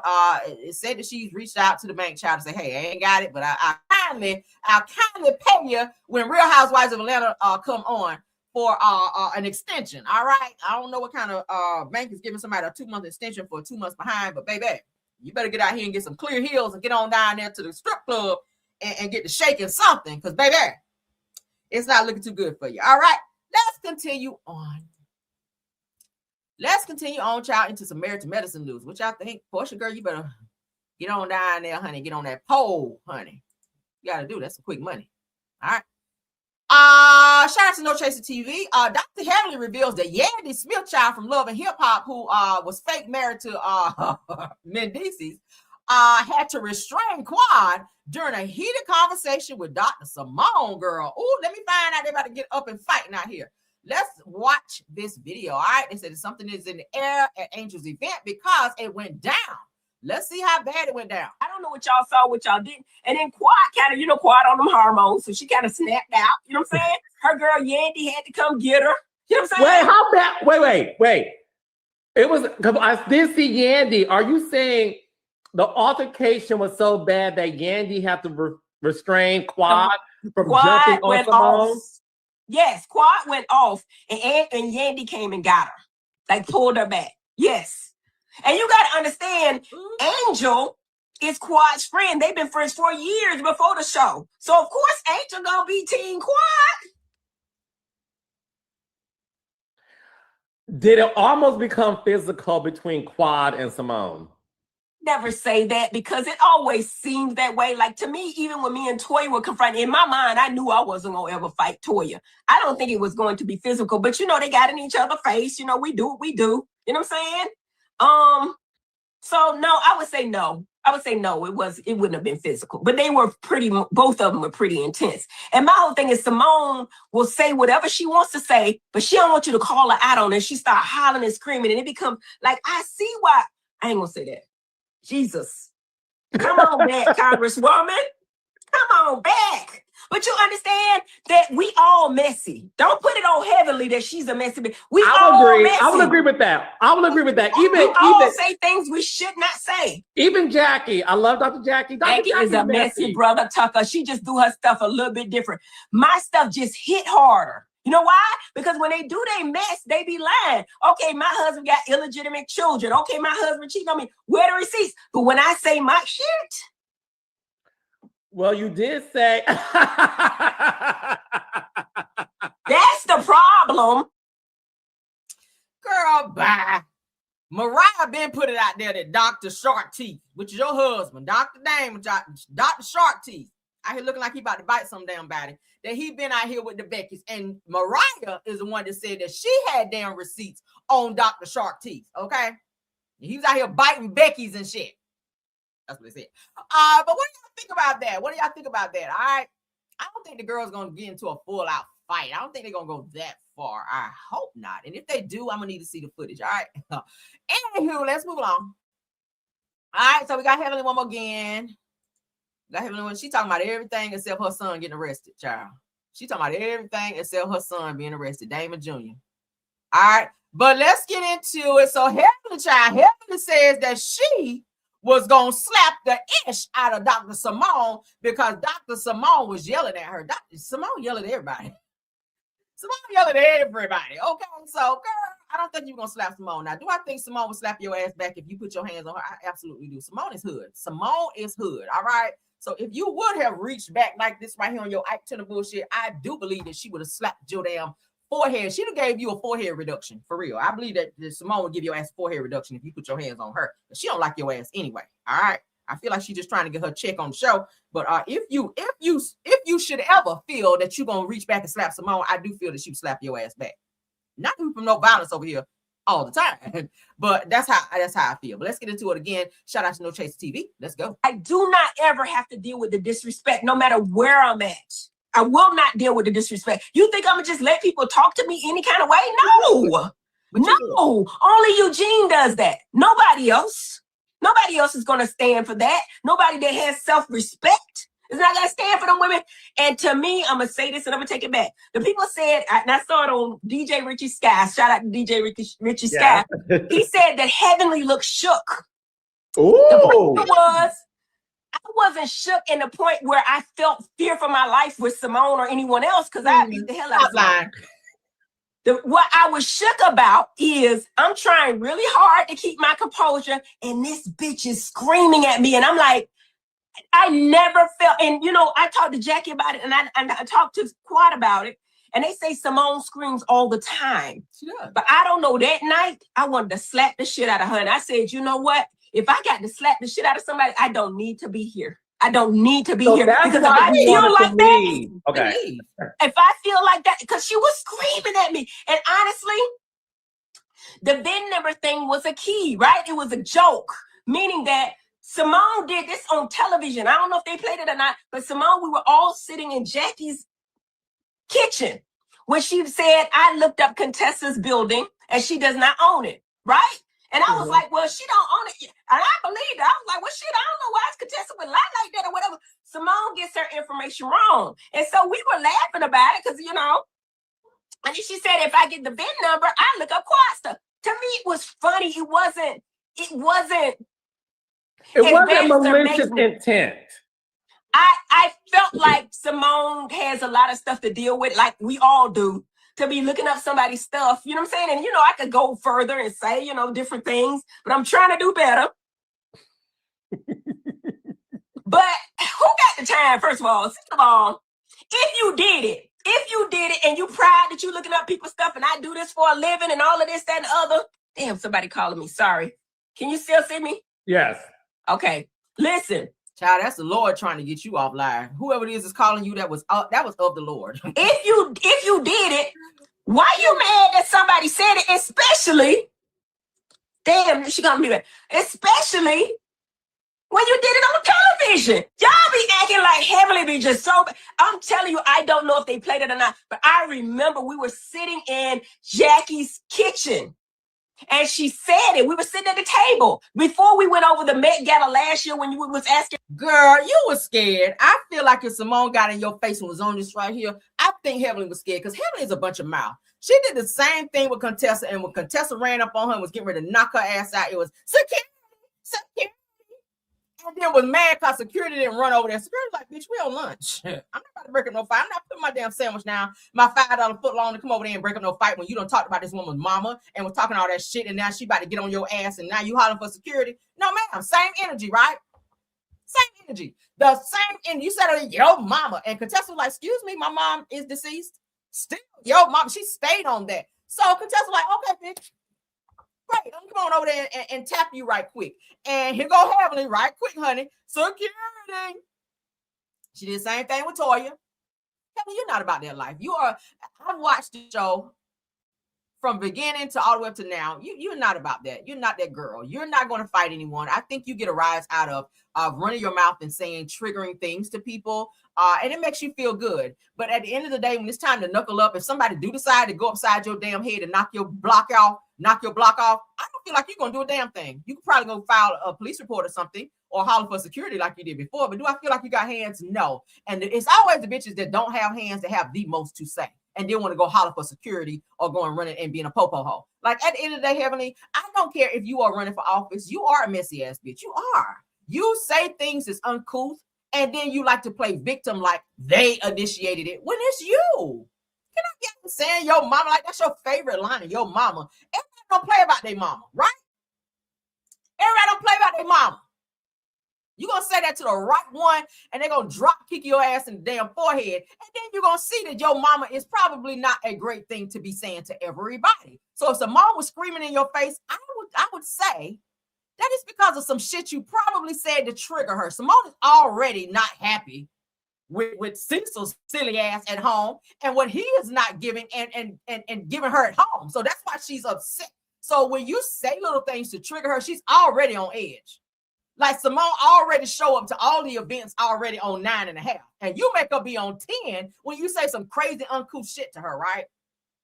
You have that one person. Heavenly is that person. You be trying to be saved out here, and Heavenly would say some crazy shit to have you just go off the beaten path on her ass.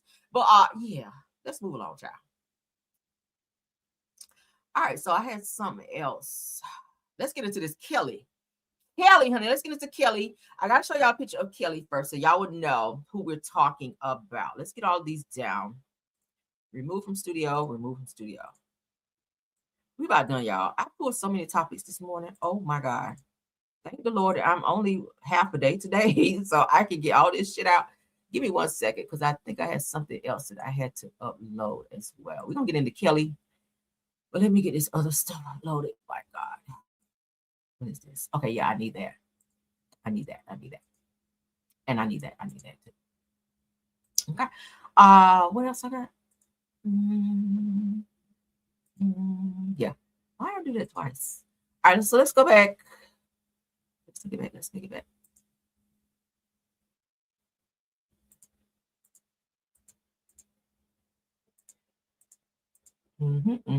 Okay. So let me make this big. Y'all can see along with me. Okay.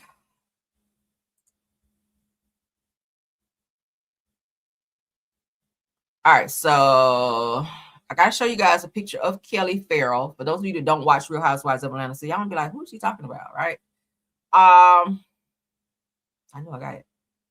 Okay, here you go. All right, so this is Kelly Farrell. All right, y'all know who Kelly Farrell is if you guys watched Real Housewives of Atlanta. Kelly was arrested for embezzling $30,000, right? Y'all say hell even calling police. She's a popo hoe. So that is Kelly. Okay, that's Kelly. Let me all right, so let's take that down so y'all see who we're talking about. Let's go ahead and pull this up because Kelly is a whole hot damn mess, and there's some shit going on in her Nana's Chicken and Waffles down there that we got to up and talk about, right? Because Kelly ain't paying her employees either. Kelly, we get ready to blast your ass, okay? Shout out to one of my subscribers too who sent me some legal documents that we get ready to look at and by way of Tasha K. So shout out to that. All right, and give her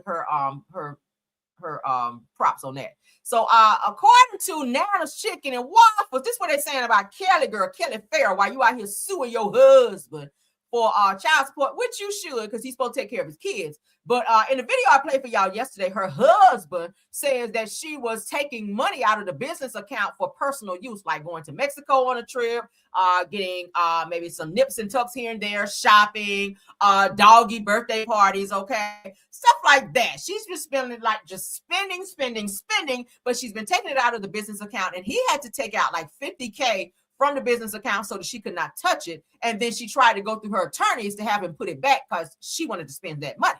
But let's get into this because they're saying that Nana's Chicken and Waffles, which is her restaurant in Atlanta, they said the food is very mediocre, not to, disparage her business, but they're saying her food there is very mediocre. I don't know. I ain't never been there and ain't trying to go. But they said that making this post to expose the business of Kelly runs. It says that I worked at Nana's Chicken and Waffles for about a year, and it's the worst job I've ever had in my life. Kelly likes to hold our money and not owe us our tips and money for our hard work. Now, they make excuses that their system is down to delay our pay. The restaurant also only takes cash, which is a major red flag, right? What restaurant only take cash? It says that they are always out of items, which makes it difficult for us to, as servers. It says that Kelly has her mom do everything in the restaurant for her, along with the mother's husband, Drake, and she is a horrible manager. So let's continue. I actually have this entire thing. Let's go, because it kind of cuts it off. So there's a document here. Okay. This is a legal document. It looks like something was filed in the Fulton County on 1/9 of 2026. So that was this year. All right, January the 9th of 2026. As you guys can see, State Court of Fulton County. Shout out to Tasha K on this because one of my subbies sent me this. So shout out to them. So New York, the state of Georgia, state of court of in the state court of Fulton County, state of Georgia. Sorry, Gary L. Tolliver, plaintiff, and Kelly Potter Farrell is the defendant. Complaint for money owed, breach of contract, unpaid loan. Plaintiff files this complaint against defendant and shows the court as follows. Parties, jurisdiction, and venue. Number one, party Gary Tolliver is an individual residing at, it gives the address. Defendant Kelly Farrell is an individual residing at, it gives her address. Defendant may be served at this address by the court, the county sheriff, or any authorized process server. Jurisdiction and venue are proper in this court pursuit, and then it gives the statute number because defendant resides in Fulton County, Georgia. Factual allegations is on or about July 14th of 2024. Plaintiff loan defendant the amount of $35,000 at and an additional $40,000 on October 15th of 2024, with the agreement and understanding that defendant would pay $100,000 by November of 2024, which includes $25,000 in interest. Damn, that's some high interest. Plaintiff provides the loan funds to defendant via bank transfer, and documentation exists confirming the payments. Copies can be produced at trial. Number 6 here says the defendant accepted the loan and agreed to the repayment terms. Defendant acknowledged the debt. Let's get it. Kelly don't be paying people. The debt, written and or electronic communication with plaintiff. Defendant has repaid only $36,915, leaving an unpaid balance principal amount of $63,085. Despite multiple requests and opportunities to secure default, defendant has failed to refuse to pay the remaining balance. But you over there in Mexico, girl. So plaintiff's written demands requesting repayment or payment rather by defendant has not complied. Cause of action. Count 1, breach of contract. Plaintiff incorporates paragraphs 1 through 9 as though fully restated. Number 11 said a valid and enforceable loan contract exists between plaintiff and defendant. Number 12 said the plaintiff performed all obligations under the contract by providing the loan funds to defendant. Number 13 goes on to say that defendant breached the contract by failing to repay the agreed upon amount. Number 14 says that as a result of defendant's breach, plaintiff has suffered monetary damages in the amount of $63,085 plus any allowable interest, court costs, and fees. Count 2, damn girl, how many counts? Unjust enrichment, alternative claim. Number 15 goes on to say that plaintiff incorporates paragraph 1 through 4 as though fully restated.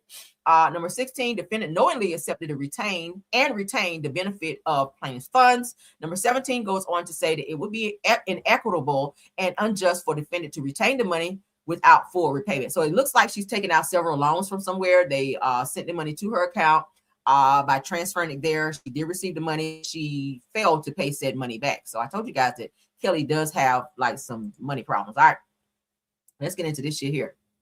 All right, because this is what I was reading to you guys earlier. So we got to look at this and we're going to look at some comments. So Antelope Old 2334. According to 3 months ago, Nana's Chicken and Waffles, Kelly. Let's get into this. Making this post to expose the business Kelly runs, said, I worked at Nana's Chicken and Waffles for about a year, and it's the worst job I ever had in my life. Kelly likes to hold our money and not owe us our tips and money for our hard work. They make excuses that their systems are down or to delay our pay. The restaurant also, hold on, y'all. Damn. Hold on, that's my dentist's office. Hold on.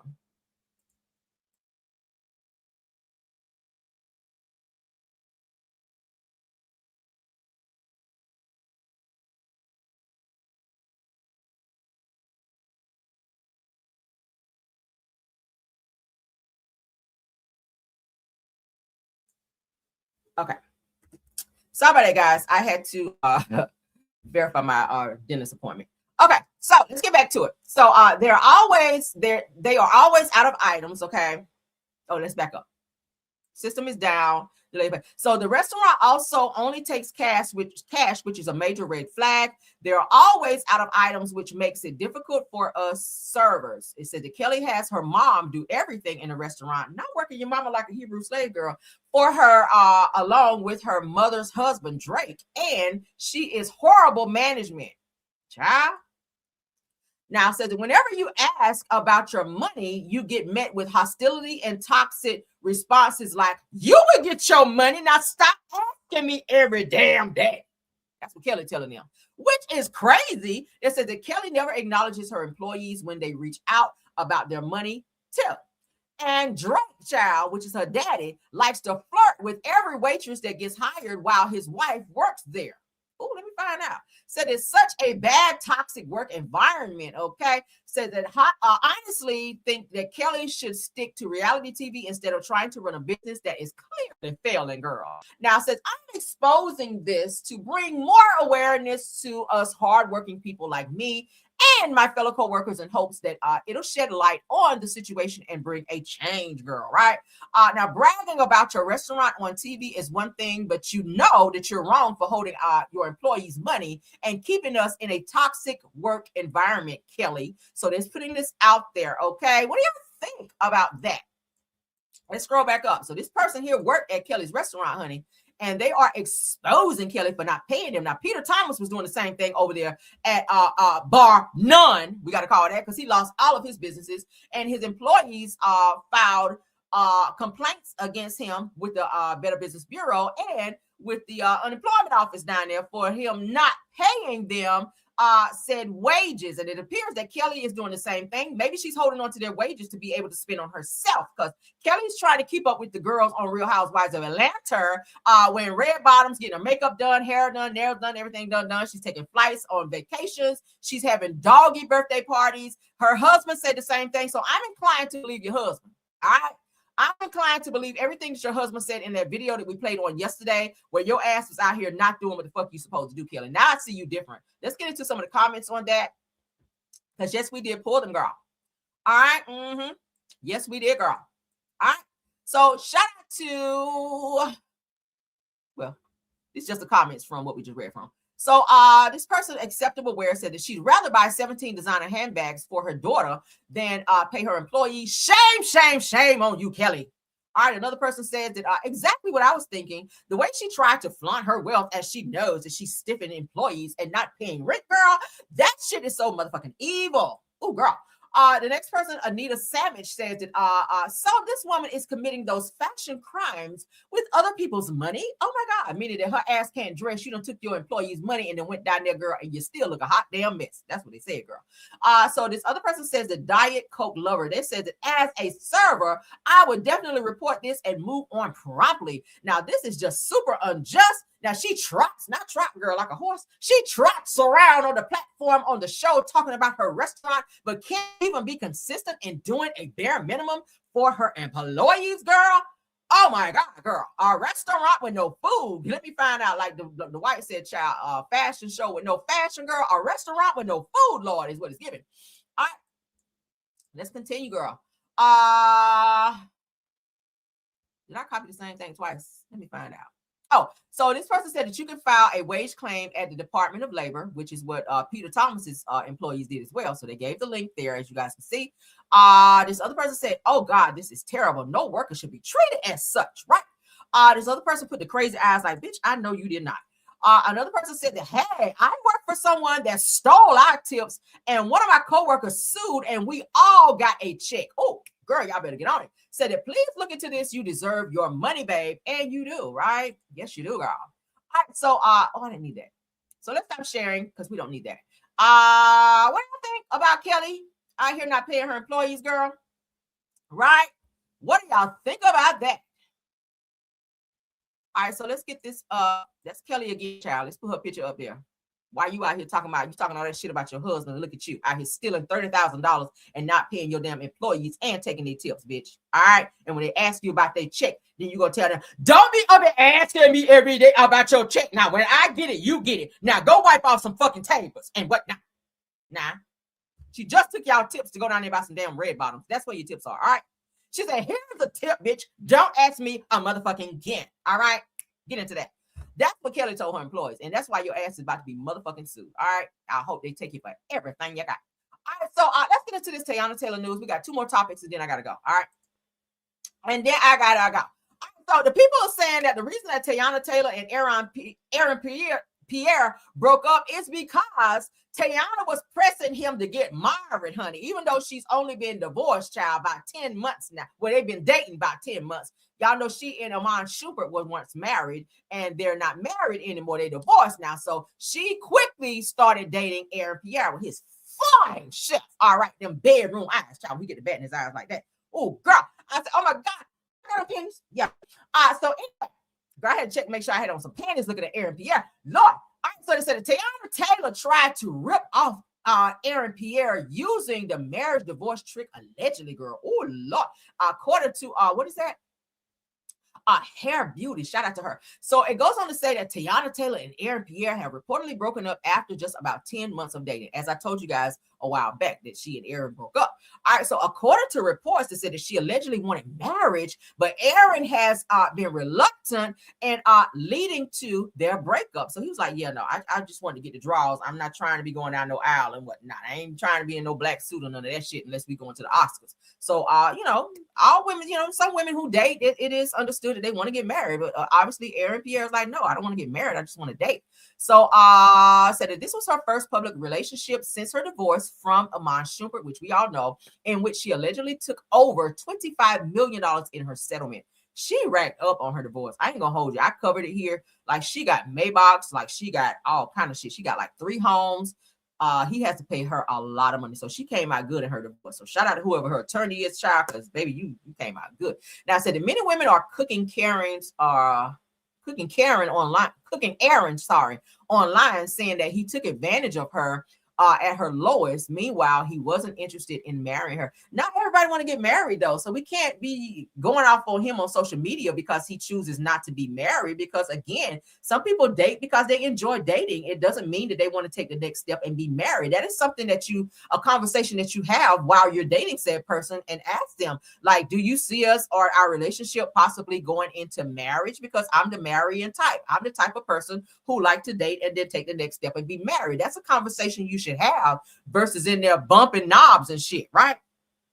Yeah, girl, because you can't just be in there SEXing the man and not having conversations. That's what dating is. You gotta talk. That's how you know what the other person like and what they're into. If you just over there sexing every time and you're not having conversations, then you wouldn't know that. All right?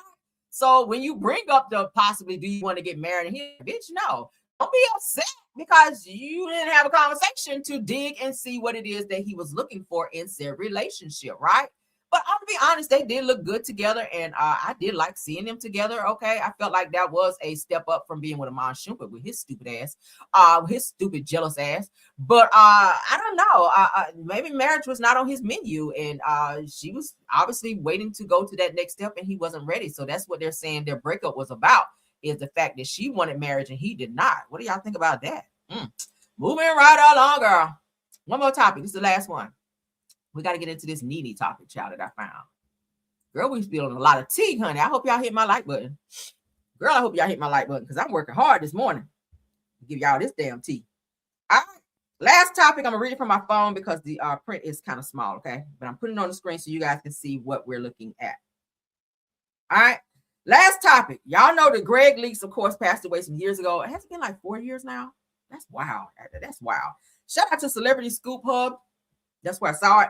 All right, so Nene Leakes, of course, has admitted to having some bad financial decision making when it comes to money. Like, she's blown through a lot of money. She also talked about how Greg handled all of their financials when he was here. When he passed away, she didn't kind of know what to do with things. She didn't know how to manage things. Like he paid the mortgage. He handled all of the financial things, businesses, contracts, all of that. Y'all remember she was being sued for her boutiques, where the landlord was going after Nene when originally the contract was signed under Greg Leakes' name, and Nene was like a secondary on the contract. Well, she didn't know what the hell was going on because Greg handled everything. And she was like, don't sue me, go after Greg. And they were like, yeah, no, Greg ain't here. We're going after you now. So Nene really doesn't know how to handle anything financially. I like Greg too. Greg was that. All right. I don't think she's gonna find another Greg. I like Greg.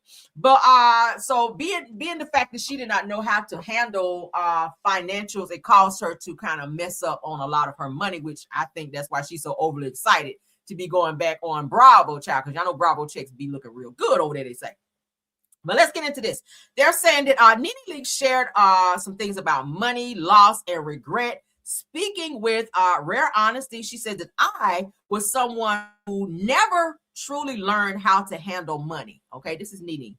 Said that as difficult financial lessons quietly surfaced after Greg Leakes' passing, impacting her life. Now, reflecting on her late husband Greg's $1 million life insurance policy, which she took out on Greg, because y'all know he was sick with cancer, at which he succumbed to that.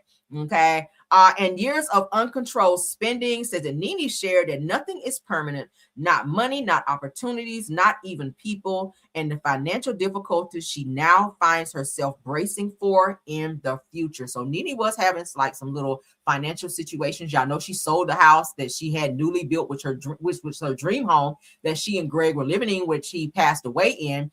She was saying that she sold the house because she couldn't bear to stay there after Greg passed away. But it's giving that maybe it was too much for her financially, right?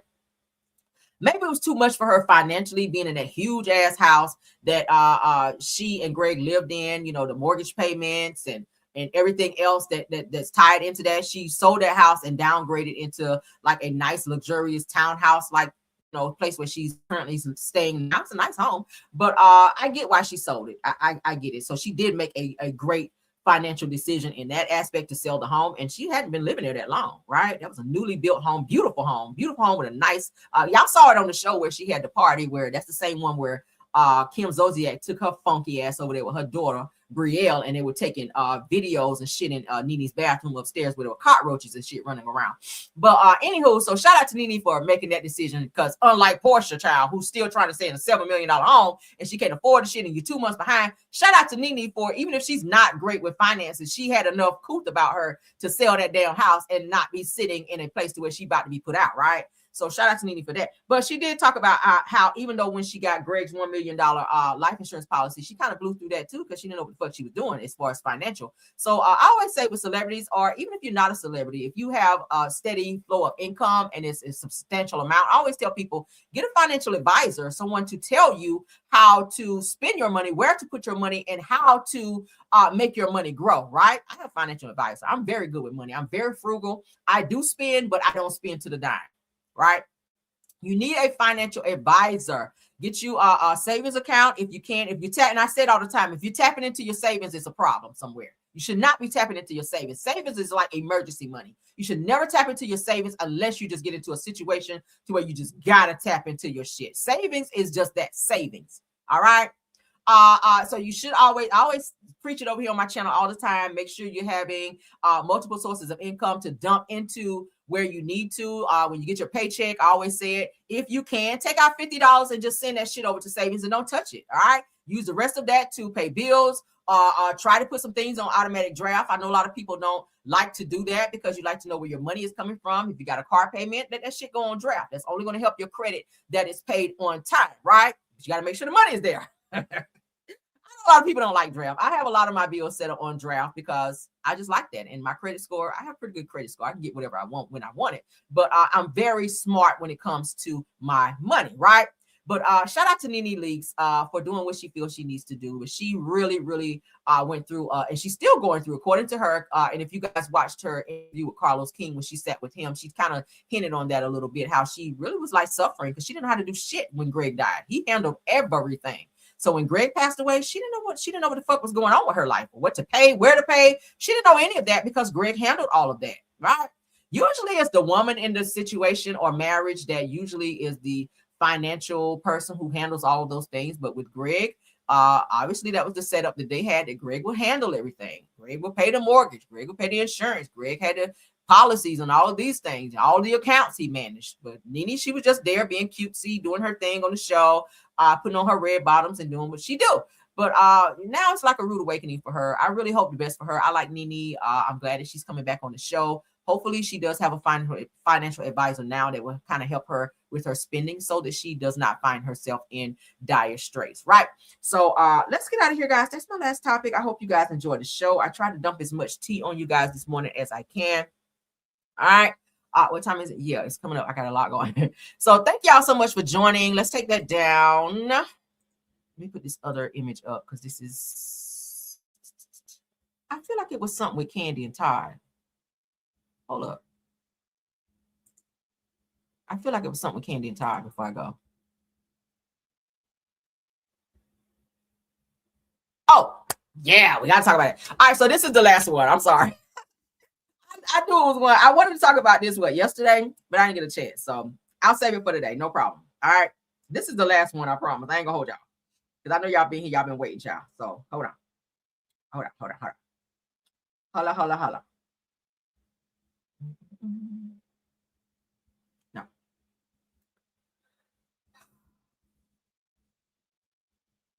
Let me get it pulled up, guys. I want to read it from my phone because it's so small. Oh my God.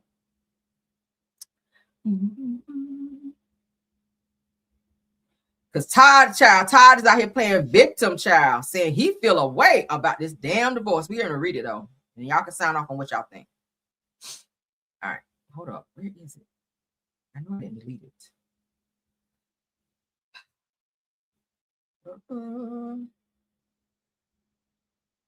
Right, it's there. Y'all bear with me. I'm sorry. Here. No.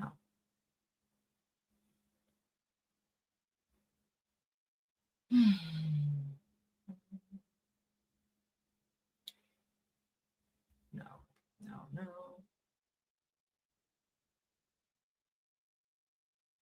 Lord have mercy.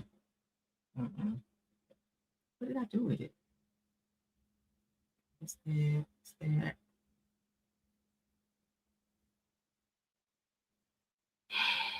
All right, fuck it.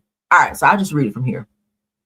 All right, so let's get into this, our last and final topic about Todd, honey. What Todd is out here talking about how he feels in this divorce and how it's going. Shout out to Breast Family Values fan page.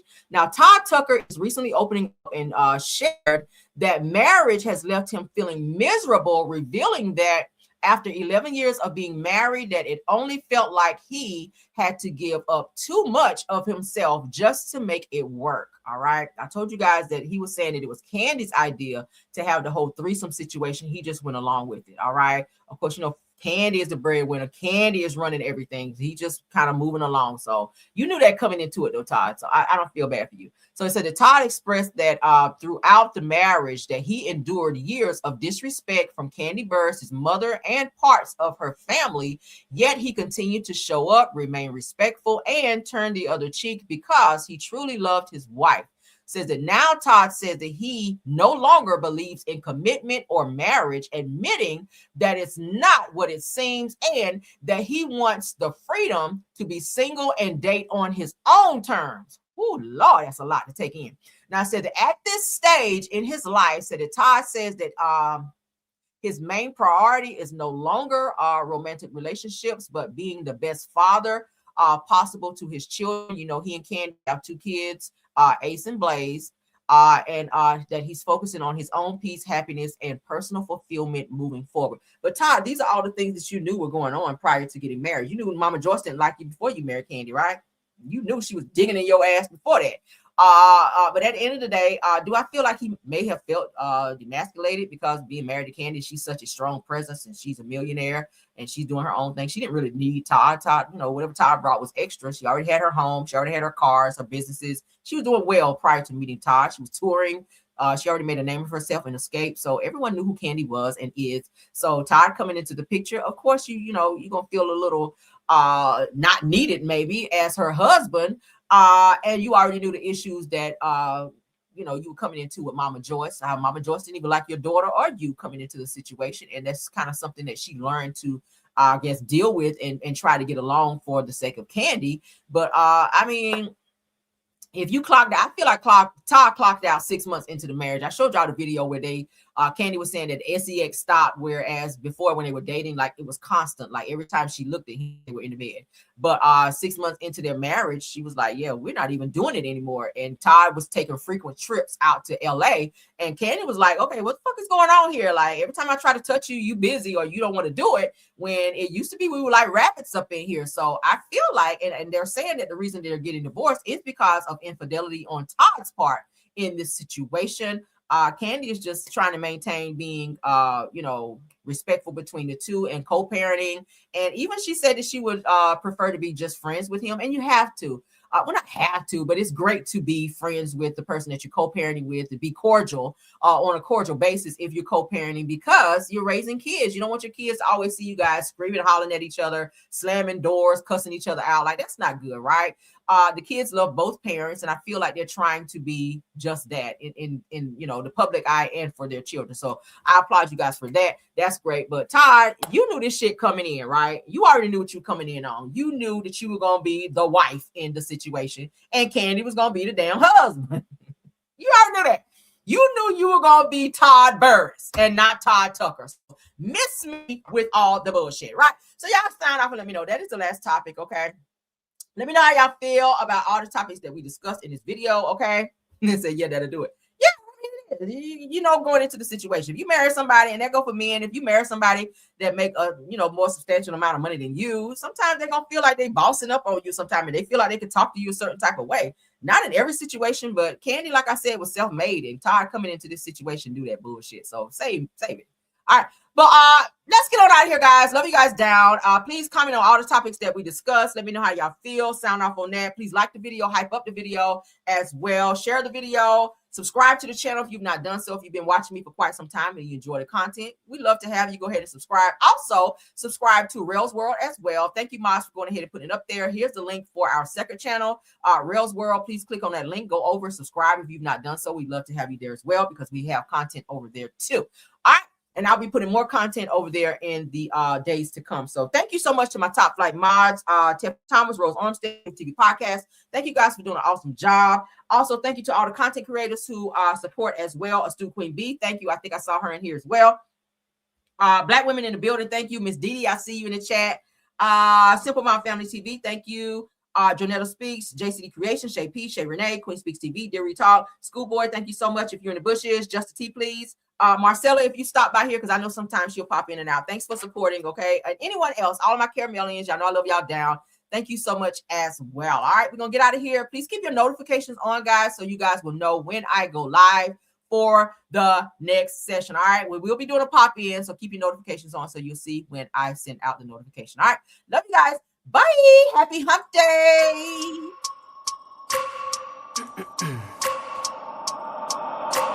I wake up every minute with the fever dreams. I push my mind to a limit where it needs to be. I work blind, got vision I don't need to see. I'm picking mind over matter, I believe in me. I need to find more hours in the day to breathe. Need to find more power in the way I be. And when my mind